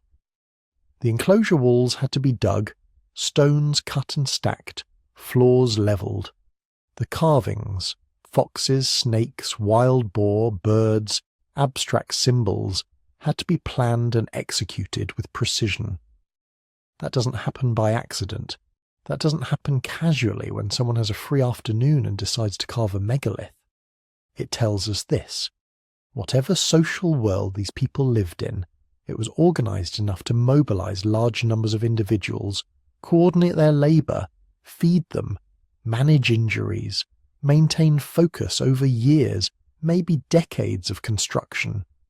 Picture small bands arriving from miles away, from valleys and ridges and riverbanks scattered across the region. 20 people here, 30 there, each group with its own stories, its own hunting grounds, its own small dramas. But when they came to this hill, they were part of something larger. Maybe they had leaders, elders with deep knowledge, ritual specialists who knew the correct sequence of offerings, charismatic figures who could persuade people that hauling another stone was worth the effort, because this is how we keep the world in balance. Maybe labour was organised through kinship, each lineage responsible for a particular sector of wall or one specific pillar. Your grandmother's clan always carved the foxes. Your cousins were known for shaping the tall T's. Your group brought obsidian blades and flint from far away as offerings, and those gifts earned you a place in the ceremonies. Or perhaps it was obligation of another kind, debts of honour, seasonal gatherings where people were required to show up and contribute if they wanted access to marriage partners, trade goods, or simply the prestige of being people of the pillars. Whatever the details, the existence of Göbekli Tepe means these hunter-gatherers had moved far beyond simple, isolated family groups. They had networks, agreements, expectations. They had a way of convincing people to do hard, dangerous, exhausting work for a purpose that was not about shelter or food or immediate survival. A purpose that was symbolic, spiritual, maybe even cosmic. And yet, the more we look, the more another question rises. If Göbekli Tepe was so important, if so much effort was poured into it, why was it buried? Sometime around 8000 BCE, long before the pyramids, long before Stonehenge, the people who used Göbekli Tepe began to dismantle their own creation. Not dramatically, not all at once, slowly, systematically. They filled in the enclosures with rubble, broken stone, animal bones, soil. They intentionally packed the spaces between the pillars. The great rings that had once stood open to the sky became sealed, choked, entombed. This wasn't abandonment in the casual sense. This wasn't a village slowly emptying as people drifted away. This was a project, a decision, a closure. Why? We don't know. We have ideas, but no single answer that fits neatly and cleanly. Maybe what we're seeing is a ritual of retirement. The enclosures grew old, too saturated with memory, too heavy with meaning. Newer circles could be built nearby, while the older ones were carefully put to sleep, buried in a way that preserved them, protected them, made them part of the underworld. Maybe belief systems changed. The gods or spirits or ancestors that Göbekli Tepe honoured might have faded, replaced by new ideas. The people could have decided that the right way to end this chapter was not to smash the pillars, but to gently cover them, to fold them back into the earth like closing the eyes of the dead. There's another possibility. more practical and more unsettling. By 8000 BCE, the region was changing. The first experiments with domesticated plants and animals were underway. Communities were shifting from purely foraging to early farming. New priorities emerged: fields to tend, herds to manage, permanent houses to maintain. The huge investment required to keep a site like Göbekli Tepe active might have become too costly. Better, maybe, to pack it up, to give it a final, respectful burial and move on to a new way of life. Or perhaps something happened. Conflict, social breakdown, a shift in power that made Göbekli Tepe politically dangerous, associated with a rival faction or a fading leadership. Burying it could have been an act of erasure, a way to remove the old order without destroying its symbols in a way that might anger whatever forces people believed lived within the stone.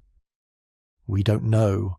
All we have is the fact of the burial, the texture of the fill, the way bones and stone fragments are mixed, the order in which the layers were laid down. It's like seeing the last page of a story with the middle chapters missing. And then there's the strangest twist of all. Göbekli Tepe may not be unique. For a long time it stood alone in our imagination, a singular anomaly, a freak spark of monumental architecture thousands of years too early. But recent discoveries suggest it may be part of something larger, a whole landscape of early stone centres in southeastern Anatolia. Just 35 kilometres away, at a site called Karahan Tepe, archaeologists have uncovered another complex arrangement of T-shaped pillars. Not identical, not a copy, but part of the same architectural tradition. There are stone pillars set into a carved pit, strange abstract sculptures, even a room with a row of upright pillars facing a central stone figure emerging from the floor. Karahan Tepe is roughly contemporary with Göbekli Tepe, maybe even slightly older in some respects, and it's not alone. Other sites, Sayburç, Sefer Tepe, Çakmak Tepe and more, are beginning to show hints of similar monumental architecture. This changes the question. Instead of asking, why did one community build something like this so early, we may need to ask, what kind of cultural world produced an entire network of such sites? Maybe Göbekli Tepe was not a one-off miracle, but one of several central places in a ritual landscape, sacred hills and valleys woven together by seasonal migrations, shared ceremonies, and long-distance ties of kinship and belief. To explore this invisible landscape, archaeologists are increasingly turning to technology that lets them see below the surface without digging. Ground-penetrating radar, electrical resistivity surveys, magnetometry, tools that read the subsurface like a blurred X-ray. At Göbekli Tepe itself, these methods have already revealed hints of more enclosures scattered across the mound. Circular anomalies, rectangular shapes that might be buildings, zones of disturbed soil that could be quarries or pits. Each new survey adds ghostly outlines to the map, suggesting more complexity, more architecture, more story. At Karahan Tepe and other nearby sites, remote sensing is doing the same, mapping buried structures before a single trowel touches the ground. It allows archaeologists to be strategic, to protect what's there, to plan slow, careful excavations in a world where every exposed stone begins a race against erosion and exposure. But there's a paradox. The more we see with technology, the more mysteries we uncover. Ground-penetrating radar might show a perfect circle beneath the topsoil, a ring of clear returns indicating buried stone. But it doesn't tell us what's carved on those stones. It doesn't reveal the expressions of the animals, the patterns of abstract symbols, the small chips and scratches that record centuries of use.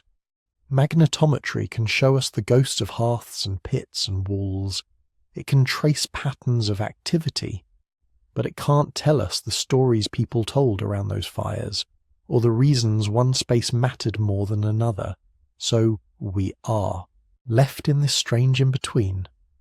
We know there is far more to Göbekli Tepe than we've uncovered. We know there are likely older structures below the known enclosures, a deeper history waiting in the layers. We know there were multiple sites in this region where people carved and raised T-pillars, suggesting shared ideas, shared styles, perhaps even shared myths. We know someone organised the labour, structured the gatherings, decided when to build and when to bury. Someone stood where you now imagine yourself standing, at the centre of a stone circle, looking up at carved animals in the night sky, and felt that this place, on this hill, mattered. But we don't know their names. We don't know the shape of their gods, the full rules of their rituals, the exact stories they whispered to explain why a vulture or a fox or a headless figure carved in stone could hold power over life and death.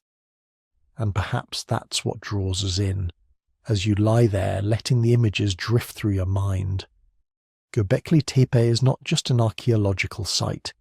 It's a space of unresolvable questions. Will we ever excavate more than 5%?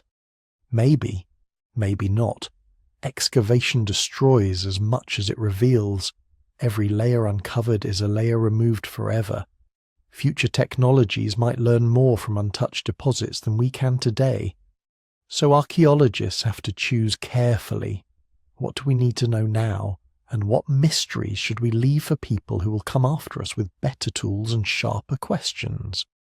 Will we find an even older stone circle beneath the known enclosures, pushing the origins of monumental architecture back another few centuries? It's possible, the hints are there. But until someone opens those deeper layers, that possibility floats just out of reach, like a half-remembered dream.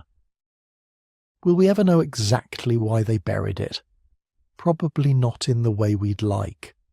There will be no inscription explaining the decision, no diary of the last overseer of the hill. Instead, we'll keep reading the fill layers, the patterns of bones and stones, the timing of the backfilling compared to the rise of villages and fields nearby. We'll build models, test ideas, adjust them as new evidence appears. And in the meantime, Göbekli Tepe will continue to sit there, under its protective shelter and under its untouched soil, an ancient riddle half solved.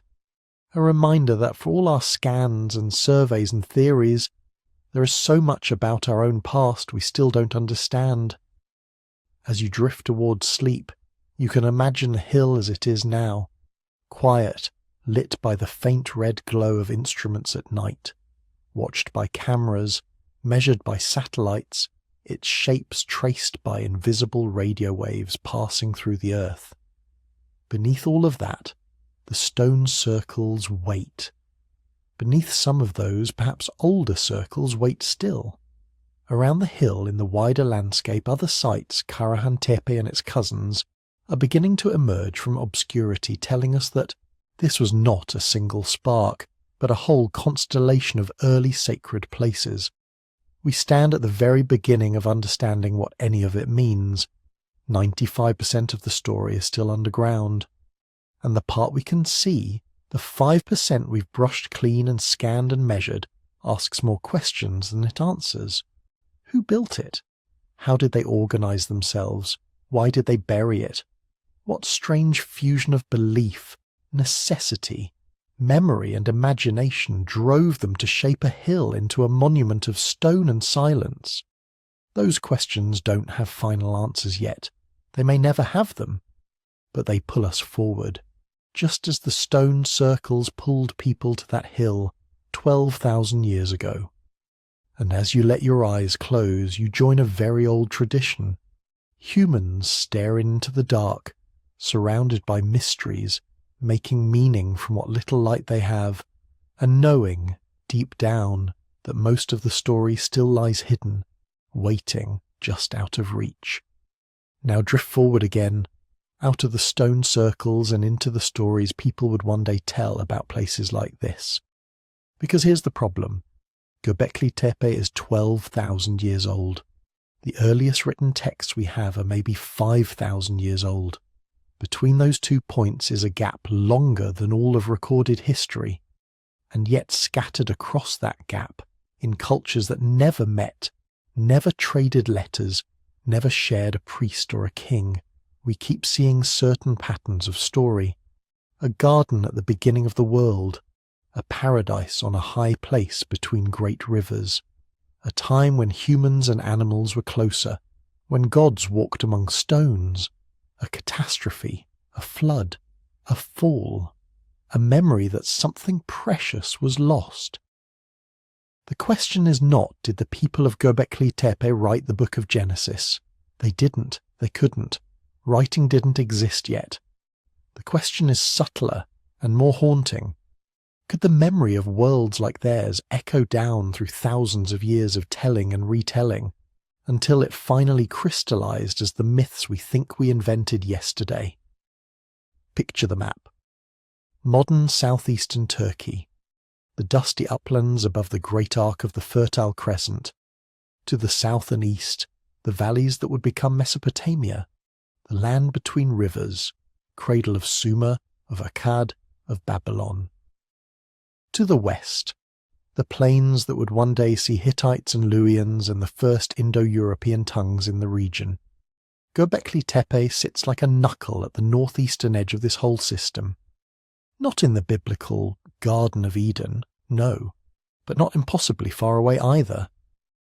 Ancient writers, trying to anchor their stories to real geography, placed Eden near the sources of 4 rivers, the Tigris, the Euphrates, and 2 others usually identified with waterways in or near this same broad region. The headwaters of the Tigris and Euphrates rise in highlands, not so far from where those stone circles still sleep under their artificial hill. Is that proof? No, but it is a kind of resonance. Imagine yourself as one of the later people of this land, a shepherd 5,000 years after Göbekli Tepe was buried. You don't know it exists. Your world is city-states and ziggurats and barley fields along the river. But the old stories your grandparents told you at night, their grandparents, and theirs before them, go back further than any temple you've ever seen. They talk about a time before the plough, when the ancestors gathered season after season at a holy hill in the north, a place of stones where the first animals were honoured, where the sky felt close and the gods closer. They talk about a turning point, a time when humans changed their relationship with the land, when the wild became enclosed, when abundance arrived, yes, but also rules, labour, hierarchy, the first bargains with the soil. Over centuries, as languages shift and memories blur, that ancestral hill becomes a garden. The hilltop location becomes a high place at the source of rivers. The shift from foraging to farming becomes eating from a tree of knowledge, a choice that cannot be undone. You don't remember the place. You just remember that before it people lived differently, and that after it we could never go back. This is how cultural memory works. It's not a tape recorder. It's not precise. It's more like a series of overlapping sketches, redrawn by each generation in slightly different colours, emphasising different lines, losing some details and adding new ones that make sense now. Anthropologists call these myths of origin, or charter myths. Stories that tell people who they are by telling them where they came from. They're not historically accurate, and they're not meant to be.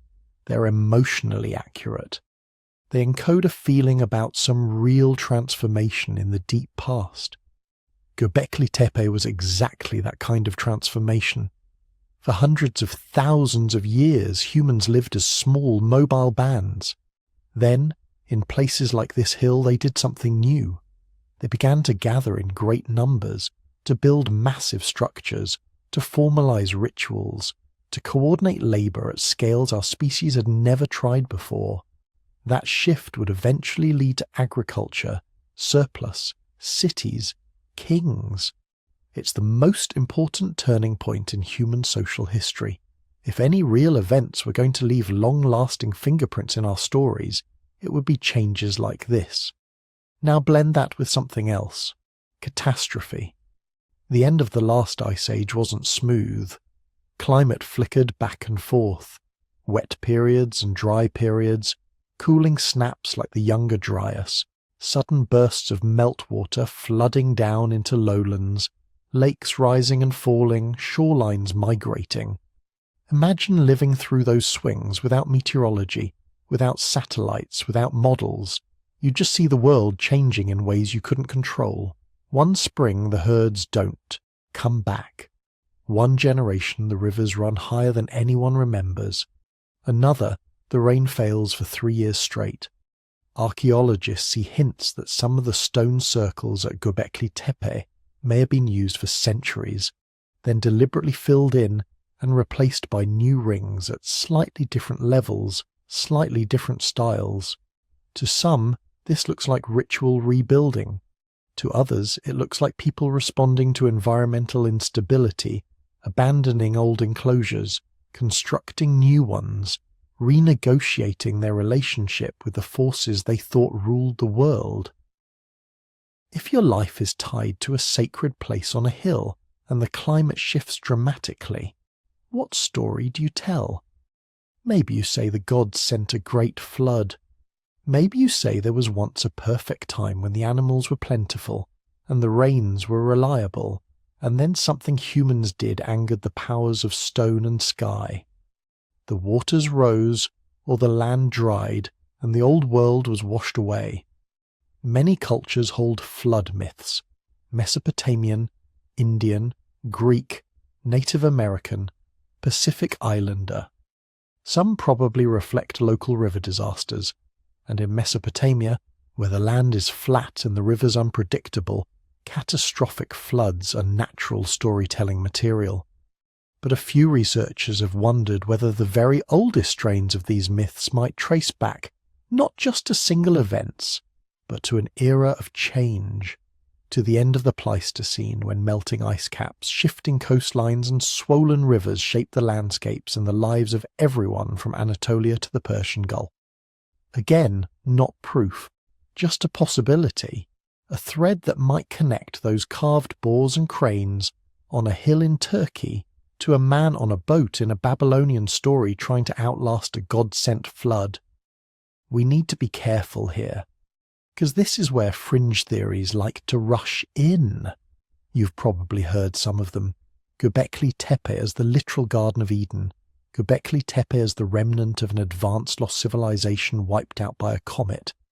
Göbekli Tepe as evidence of alien visitors teaching hunter-gatherers how to build in stone.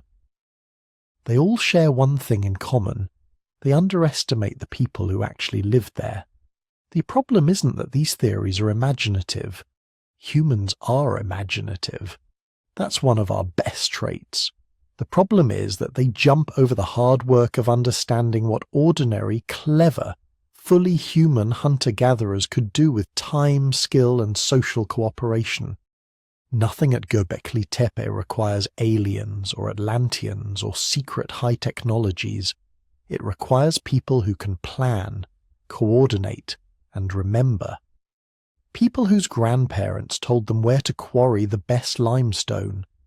People who spent childhoods learning how to chip stone, how to move monoliths with ropes and levers, how to carve a fox so precisely into a pillar that 12,000 years later we still recognize the curve of its tail.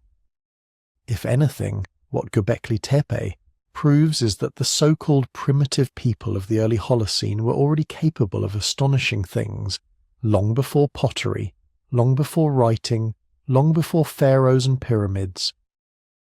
But dismissing the fringe ideas doesn't mean we have to throw away the instinct that drives them. That instinct is the sense that there is a conversation between the stones and the stories, that somehow, even if the details are wrong, the feeling that our myths are older than our writing, older than our cities, might be right. So instead of saying Göbekli Tepe is Eden, we can say something softer, more honest. Göbekli Tepe and Eden live in the same mental neighborhood. Both are about a threshold, a before and an after, a space where humans feel themselves close to the divine, and a moment when that closeness changes or is lost. Instead of saying, the flood in Genesis is Göbekli Tepe's destruction, we can say, people who built places like Göbekli Tepe lived through floods, droughts, and climate swings intense enough to scar cultural memory. Over many generations, those memories could have been distilled into the flood archetype that keeps resurfacing in human stories. We can hold on to wonder without letting go of evidence. Now think again about location. Göbekli Tepe sits on a ridge with a broad view of the surrounding plains.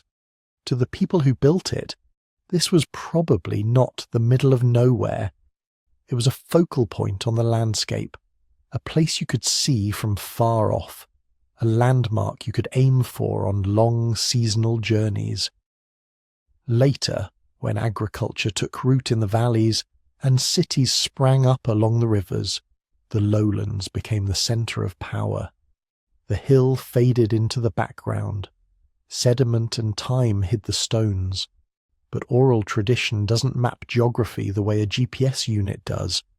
To a storyteller around a later Mesopotamian hearth, the place where it all began might be vaguely north, vaguely high, vaguely at the sources of the rivers, vaguely before everything familiar.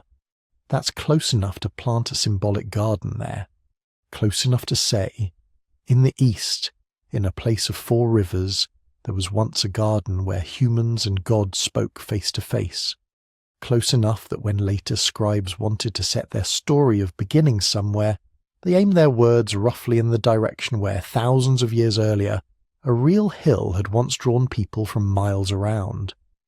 Behind all of this is something deeper than geography or climate. It's the fact that humans make sacred spaces. We do it automatically. Give us a cave with strange acoustics, and we put paintings on the walls. Give us a mountain that catches the dawnlight just so, and we crown it with shrines. Give us a grove of unusual trees, a boulder that looks like a face, an island that sits alone on the horizon, and we wrap it in story and ritual. Göbekli Tepe is one of the earliest monumental expressions of this impulse that we can still touch. But the impulse itself is older than stone. For as long as we've been telling stories, we've been trying to anchor meaning to place. To say, here, at this rock, at this hill, at this circle of carved pillars, something important happened. Our ancestors met the animals. Our ancestors met the gods. Our ancestors made a bargain or broke one. Over time, as languages and cultures change, the specific hill might be forgotten. But the pattern, sacred center, first time, turning point, loss and hope, survives. It gets retold in new forms, pinned to new landscapes, dressed in the clothes of new religions. So when you hear about Eden, or Dilmun, or the Golden Age on Olympus, or any mythic time before time when humans walked more closely with the divine, you can let a small part of your mind drift back further. Back to the people who climbed a barren hill at dawn to stand among T-shaped stones and animal carvings that gleamed in the first light. Back to the first great gatherings, the first formal rituals, the first shared sense that this place is not like other places. They weren't thinking about future scriptures. They weren't trying to write myths for us. They were simply doing what humans do, turning landscape into meaning, and meaning into memory. If you strip away all the layers, the literalism, the debates, the footnotes, you're left with that simple need. We need to believe there was a beginning. We need to believe that beginning happened somewhere real. We need to believe our lives are part of a story that started long before us and will continue after we're gone. Göbekli Tepe reminds us that this need is ancient. It's not a quirk of any one religion or culture. It's a feature of the human brain that survived bottlenecks, ice ages, migrations, and the slow invention of agriculture and cities. Those people on the hill, carving leopards into limestone, arranging pillars in circles, hauling stones until their hands bled, They were already us. They loved and grieved and feared the weather. They doubted. They hoped. They told stories around fires about how the world began, why the animals behave as they do, why the rains come or fail. Their specific myths are lost. We will never hear their words. But when we stand at the edge of sleep and listen to our own stories about gardens and floods and lost golden ages, we are listening to echoes of a conversation that began long before writing. A conversation in which Göbekli Tepe was one of the first great sentences carved not in ink but in stone, and as you drift you can let that thought soften around the edges. Civilizations rise and fall, hills are built and buried, myths change costumes. But the underlying pattern, humans gathering, humans remembering, humans sanctifying a piece of earth to make sense of a vast and unpredictable world, that endures. It endured from obscure hunter-gatherer bands to Sumerian priests to biblical scribes to archaeologists brushing dust off ancient pillars, and now to you, lying in the dark, letting your mind wander through a temple before time. In that way, the stones and the stories are still talking to each other, and you are listening in. So what does it all mean? You're lying there in the dark, listening to this story about a hill in southeastern Turkey, about stones and pillars and a time so far back it barely feels real. But Göbekli Tepe isn't just an archaeological curiosity. It's a message, a signal that travelled 12,000 years to reach you. It tells you something about what humans are and what we've always been. Start with the most basic question. How do a few hundred hunter-gatherers, with no metal tools, no wheels, no domesticated animals strong enough to pull sleds, carve and raise stones that weigh more than a truck? How do they plan those ringed enclosures, line up the twin T-pillars in the centre, coordinate quarrying, carving, transport, construction, and then do it again and again and again as old circles are buried and new ones raised? They don't do it by accident. They do it with cooperation on a scale we weren't supposed to have back then. They do it with shared stories powerful enough to pull scattered bands from miles around to one place on a hill. They do it with agreements, with obligations, with something like ritual calendars and rules. Not written down, but remembered in minds that had to hold architecture, myth, engineering and etiquette all at once. Göbekli Tepe is a fossilized trace of organized human cooperation, not just a campsite or a hunting blind or a temporary seasonal shelter, a project, a goal, something that took planning over years, maybe decades. You don't drag a 16-ton pillar out of bedrock because you're bored. You do it because everyone around you agrees that this matters more than anything else right now.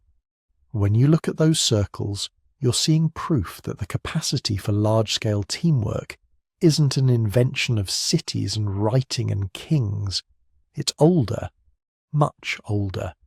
It's baked into the way human minds work. We evolved in scattered bands, yes, but the same brain that tracks who's related to whom, who shares food, who remembers stories by heart, can also track work crews, ritual roles, building phases. The hunter who can read a trail can also read a carved vulture on a stone and feel that it means something, even if he can't explain why. So Göbekli Tepe whispers something very simple and very unsettling.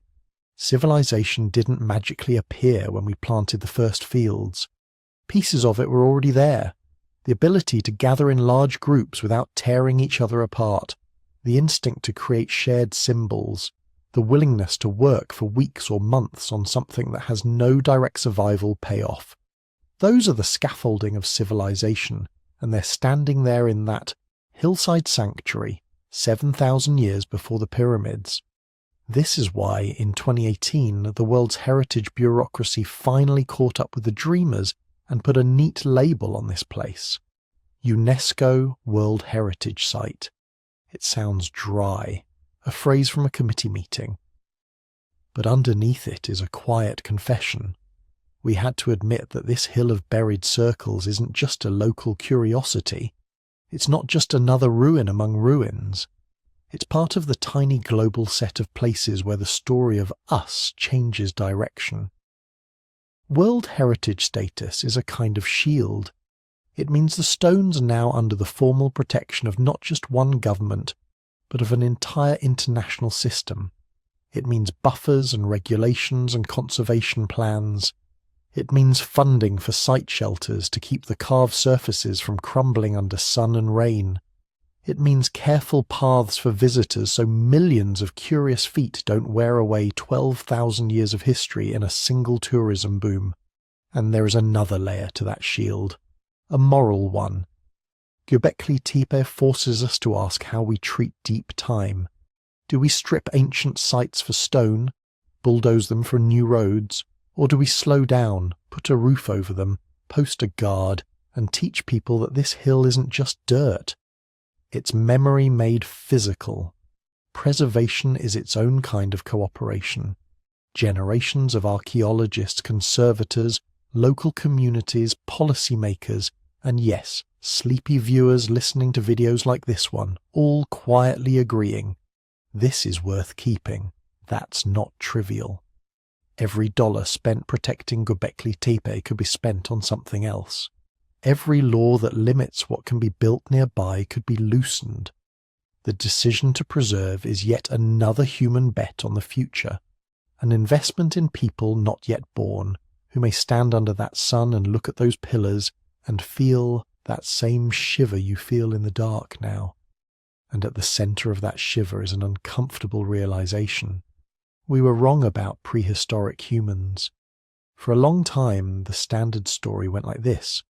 Before agriculture, humans were clever animals, smart but mostly practical. They hunted, gathered, made simple tools, told stories around the fire, but they didn't, supposedly, build monumental architecture or complex symbolic systems. They didn't invest in stone temples. They were too busy surviving. Then Göbekli Tepe surfaced from its blanket of soil and said, absolutely not. Look closely at those pillars, at the three-dimensional foxes that seem to twist out of the limestone, at the snakes, scorpions, cranes, vultures, abstract H-shapes, and headless human figures. The reliefs are crisp, confident. This isn't a first stumbling attempt at carving. This is a style already in full bloom, which means there was a tradition behind it that we haven't even found yet.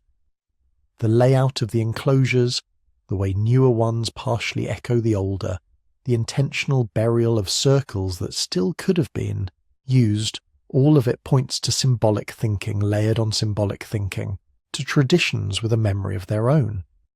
When you see this, you're forced to admit something humbling. The people who built Göbekli Tepe were as intelligent as you are. Not almost. Not for their time. Full stop. Their brains were the same capacity for language, abstraction, art, the same tendency to lie awake at night thinking about death, or dreams, or the shape of the sky. The gap between them and us isn't mental hardware, it's context, technology, the accumulated, layered knowledge of thousands of years. This means the real mystery isn't, how did they do it? In the sense of physical possibility. Strong backs, ropes, levers, time and coordination can move mountains. The deeper question is, why did they care enough to do it? Because that why opens a doorway into something even more slippery, the origins of religion and community. Stand in the centre of one of those circles in your mind. Imagine the twin T-pillars towering over you in the dark. On their broad shoulders, hands are carved, folded calmly at the front. No faces, no mouths, just silent humanoid shapes. Too large and still to be ordinary people. What are they? Deities? Ancestors? Spirits of animals? One idea is that Göbekli Tepe was a place where scattered bands came to act out a kind of cosmic drama. The animal carvings could represent clans, seasons, stories about how the world was ordered. The vulture imagery might hint at excarnation rituals, the sky taking the dead. The headless figures could signal that the self ends, but something, memory, spirit, name, continues. But here's the important thing. Whatever rituals happened there, whatever myths were told, they weren't private. They required a gathering, a crowd, people seeing each other, not just the stones. Religion, in that sense, isn't just belief. It's coordination technology, a way to get dozens, maybe hundreds of people to align their behavior and expectations using something more powerful than simple barter or threat. If we all show up on the hill at the right time and we all perform the right actions under the gaze of these carved beings, then the world will continue, the animals will return, the rains will come, our dead will not be lost. Do you need grain fields to feel that need? No. All you need is uncertainty, death, randomness, weather that shifts without warning. All you need is love for people who die and fear for children who might not live. Göbekli Tepe suggests that the impulse to ritualize, to sacralize, to anchor meaning in a physical place didn't wait for cities. It came first. Maybe, in a deep irony, religion and communal ritual helped create the conditions that made farming possible. Gather people often enough in one place for ceremonies and feasts, and someone will start tending the wild grains nearby, just to make sure there's enough food next time. If that's true, then the stone circles are not a byproduct of settled life. They're one of the engines that drove humans towards settlement, and that brings the story forward again, to you. Because the urge that pulled those ancient builders up the hill at dawn is still inside you. The tools have changed. The stones are now skyscrapers and stadiums and data centers and server farms humming in the dark. The carved animals are now logos and icons and flags. The hilltop sanctuary is now a city plaza, a sports arena, a social network, a place where people gather to watch and perform and feel part of something larger than their individual lives. But the core feels familiar. We keep building things that outlast us. Cathedrals that took centuries to complete. Space telescopes that will keep watching the universe after their designers are gone. Online worlds that will continue changing long after the first users have died. Art, laws, institutions, songs. We pour energy into these projects in ways that don't make strict survival sense. You don't need a carved stone circle to eat. You don't need a symphony to drink water. But we make them anyway, because survival at the bare minimum isn't enough. We want meaning. We want stories that explain why waking up tomorrow is worth the effort. Göbekli Tepe is a very old mirror that shows us this clearly. Strip away the smartphones and satellites. What's left are humans gathering, telling stories, performing rituals, marking a sacred center in the landscape, saying, here is where it matters. Here, under these watching stones, we are more than hungry bodies. We are part of a pattern. That pattern is what you're brushing against as you drift towards sleep. You're lying there in the dark, listening to a voice talk about people you will never meet in a place you might never visit, who lived before writing, before metal, before the idea of a country existed. And yet you feel something, a connection, a quiet awe. That feeling is itself part of their legacy, because the circles are still doing their work. They're still focusing attention, still pulling minds from far away into their orbit. Instead of stone paths and torchlight, it's fiber-optic cables and glowing screens. But you are there, in imagination, walking between the T-pillars, tracing the contour of a carved fox with your fingertips. And the stones are unchanged. They have watched continents' worth of climate swings come and go. They stood while ice caps pulsed, forests moved, seas rose and retreated. They stood while languages were born and died, while empires grew fat and broke apart, while gods rose and faded into myth. They were already old when the first bricks were laid in Sumer, when the first pharaoh wore a crown, when the first ships crossed the Mediterranean. They are older than your alphabet, older than your calendar, older than almost everything humans still remember. Imagine them now, night over the plateau. The modern shelter above them is dark, the last visitors gone. The wind slides over the hill, cold and thin, carrying the smell of dust and dry grass. Somewhere far below, a dog barks once, then falls silent. In the enclosures, the pillars loom in the half-light. Their carved animals seem to shift as the moon moves, shadows drifting across beaks and claws and folded hands. For a moment, no one is looking. No archaeologists marking layers. No tourist with cameras. No guards walking their rounds. Just stone and sky. And yet, in that silence, the circles are full of ghosts. Not the supernatural kind, the human kind. Footsteps on packed earth. Low chanting, laughter, arguments, the thud of stone tools. Children staring up at the carvings with the same wide eyes you would have. Old people remembering earlier gatherings, earlier feasts, earlier seasons when the vultures circling overhead meant something important was about to happen. All of that is gone. But the shapes remain. They are like a heartbeat from a very old dream, still pulsing faintly under the surface of the modern world, reminding you that we have been reaching for meaning for a very long time. That the line between them and us is not a cliff, but a long, slow slope. That the same species who once walked up that hill to stand between the pillars now sends robots to Mars and builds particle accelerators underground, still asking the same questions in different languages. Who are we? Where did we come from? What holds us together? What waits for us when we're gone? Göbekli Tepe doesn't answer those questions. It doesn't need to. Its very existence is the answer to a different one. Did humans, even in the most distant dawn of our story, already feel the pull of something larger than themselves? Look at the hill. Look at the circles. Look at the stones that someone long ago decided to bury on purpose, as if tucking away a memory for the future. You are that future.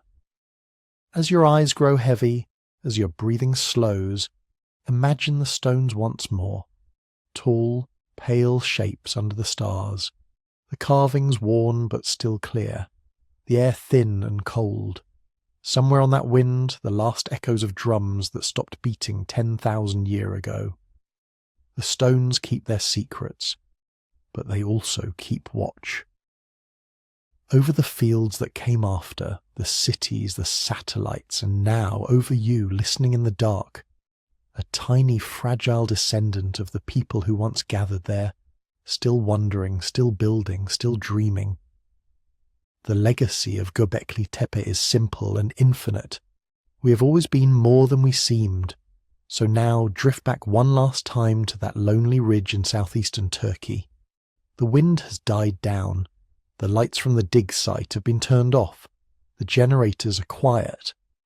All that's left are the dark silhouettes of the stone circles against the sky, and the slow turning of the stars overhead. Göbekli Tepe is still there. Those T-shaped pillars are still standing where they were set more than 11,000 years ago. They were already old when the first bricks of Jericho were laid, already ancient when the first pharaohs dreamed of pyramids, already a memory when writing was invented. And yet they're here, with us, now, a knot in the fabric of time. For most of human history, this place lay buried, covered deliberately by the very people who built it, or by their descendants, circle after circle, filled in, sealed, hidden. A monument turned into a hill, a story turned into silence, and then, after thousands of years of forgetting, a few shepherds noticed strange stones on a dusty slope. Archaeologists walked past for decades, thinking it was just another bump in the landscape, until one person stopped, looked a little closer, and refused to let it go. A carved shoulder here, a vulture in relief there, a fox racing along the edge of a stone. Step by step, trench by trench, the hill began to speak. What we found under that soil wasn't just architecture, it was a challenge to our timelines, to our assumptions about primitive hunter-gatherers, to the neat story that says first we invented farming, then villages, then religion, then monuments, then cities. Göbekli Tepe breaks that chain. Here, long before pottery, long before metal, long before cities or writing or wheels, people were hauling 20-ton pillars out of the bedrock, carving them into stylized human forms, decorating them with animals, symbols, and signs we still can't fully read, organizing labor, food, and resources on a scale that shouldn't have been possible in a world without fields or barns. And yet it was. Those circles say something simple and profound. Our ancestors were never simple. They might not have had bricks or bronze, but they had memory. They had stories. They had the engineering sense to quarry, move, and stand stones that are still upright after more than 100 centuries. They had social systems strong enough to bring people together from scattered valleys and distant hills to build something that none of them could have made alone. They were us. Same hands, same nervous systems, same sleep and dreams, the same capacity to look up at the night sky and wonder what it all meant. When you look at Göbekli Tepe, you're not just looking at the first monumental structure or the world's earliest temple. You're looking at evidence that the human mind, the storytelling, symbol-making, pattern-seeking mind, was already running at full speed at the very dawn of settled life. You're looking at the moment where myth and stone met. Maybe these circles hosted rituals tied to the seasons. Maybe they were gathering places for scattered bands, where alliances were formed, marriages arranged, disputes settled. Maybe they were theatres of memory, where animal spirits and clan ancestors were called into the night with firelight and drums and whispered chants. We don't know, and that's the point. For every pit excavated, 2 more questions appear. For every new pillar uncovered, another layer of mystery comes with it. A symbol we haven't seen before, a pattern that doesn't quite fit, a detail that suggests yet another possibility. Each excavation season is like lifting one more thin veil. Dust brushed away here, a blocked doorway revealed there, a new ring of stones emerging from the soil. Bit by bit the hill releases its secrets, but it never releases all of them. Somewhere under that artificial mound there are still circles we haven't seen, still pillars standing in darkness, exactly as they were left when the last builders walked away, their tools set down, their fires extinguished, their stories drifting into legend. Tonight, as you drift towards sleep, Göbekli Tepe is still slowly changing, not on human timescales, but on archaeological ones.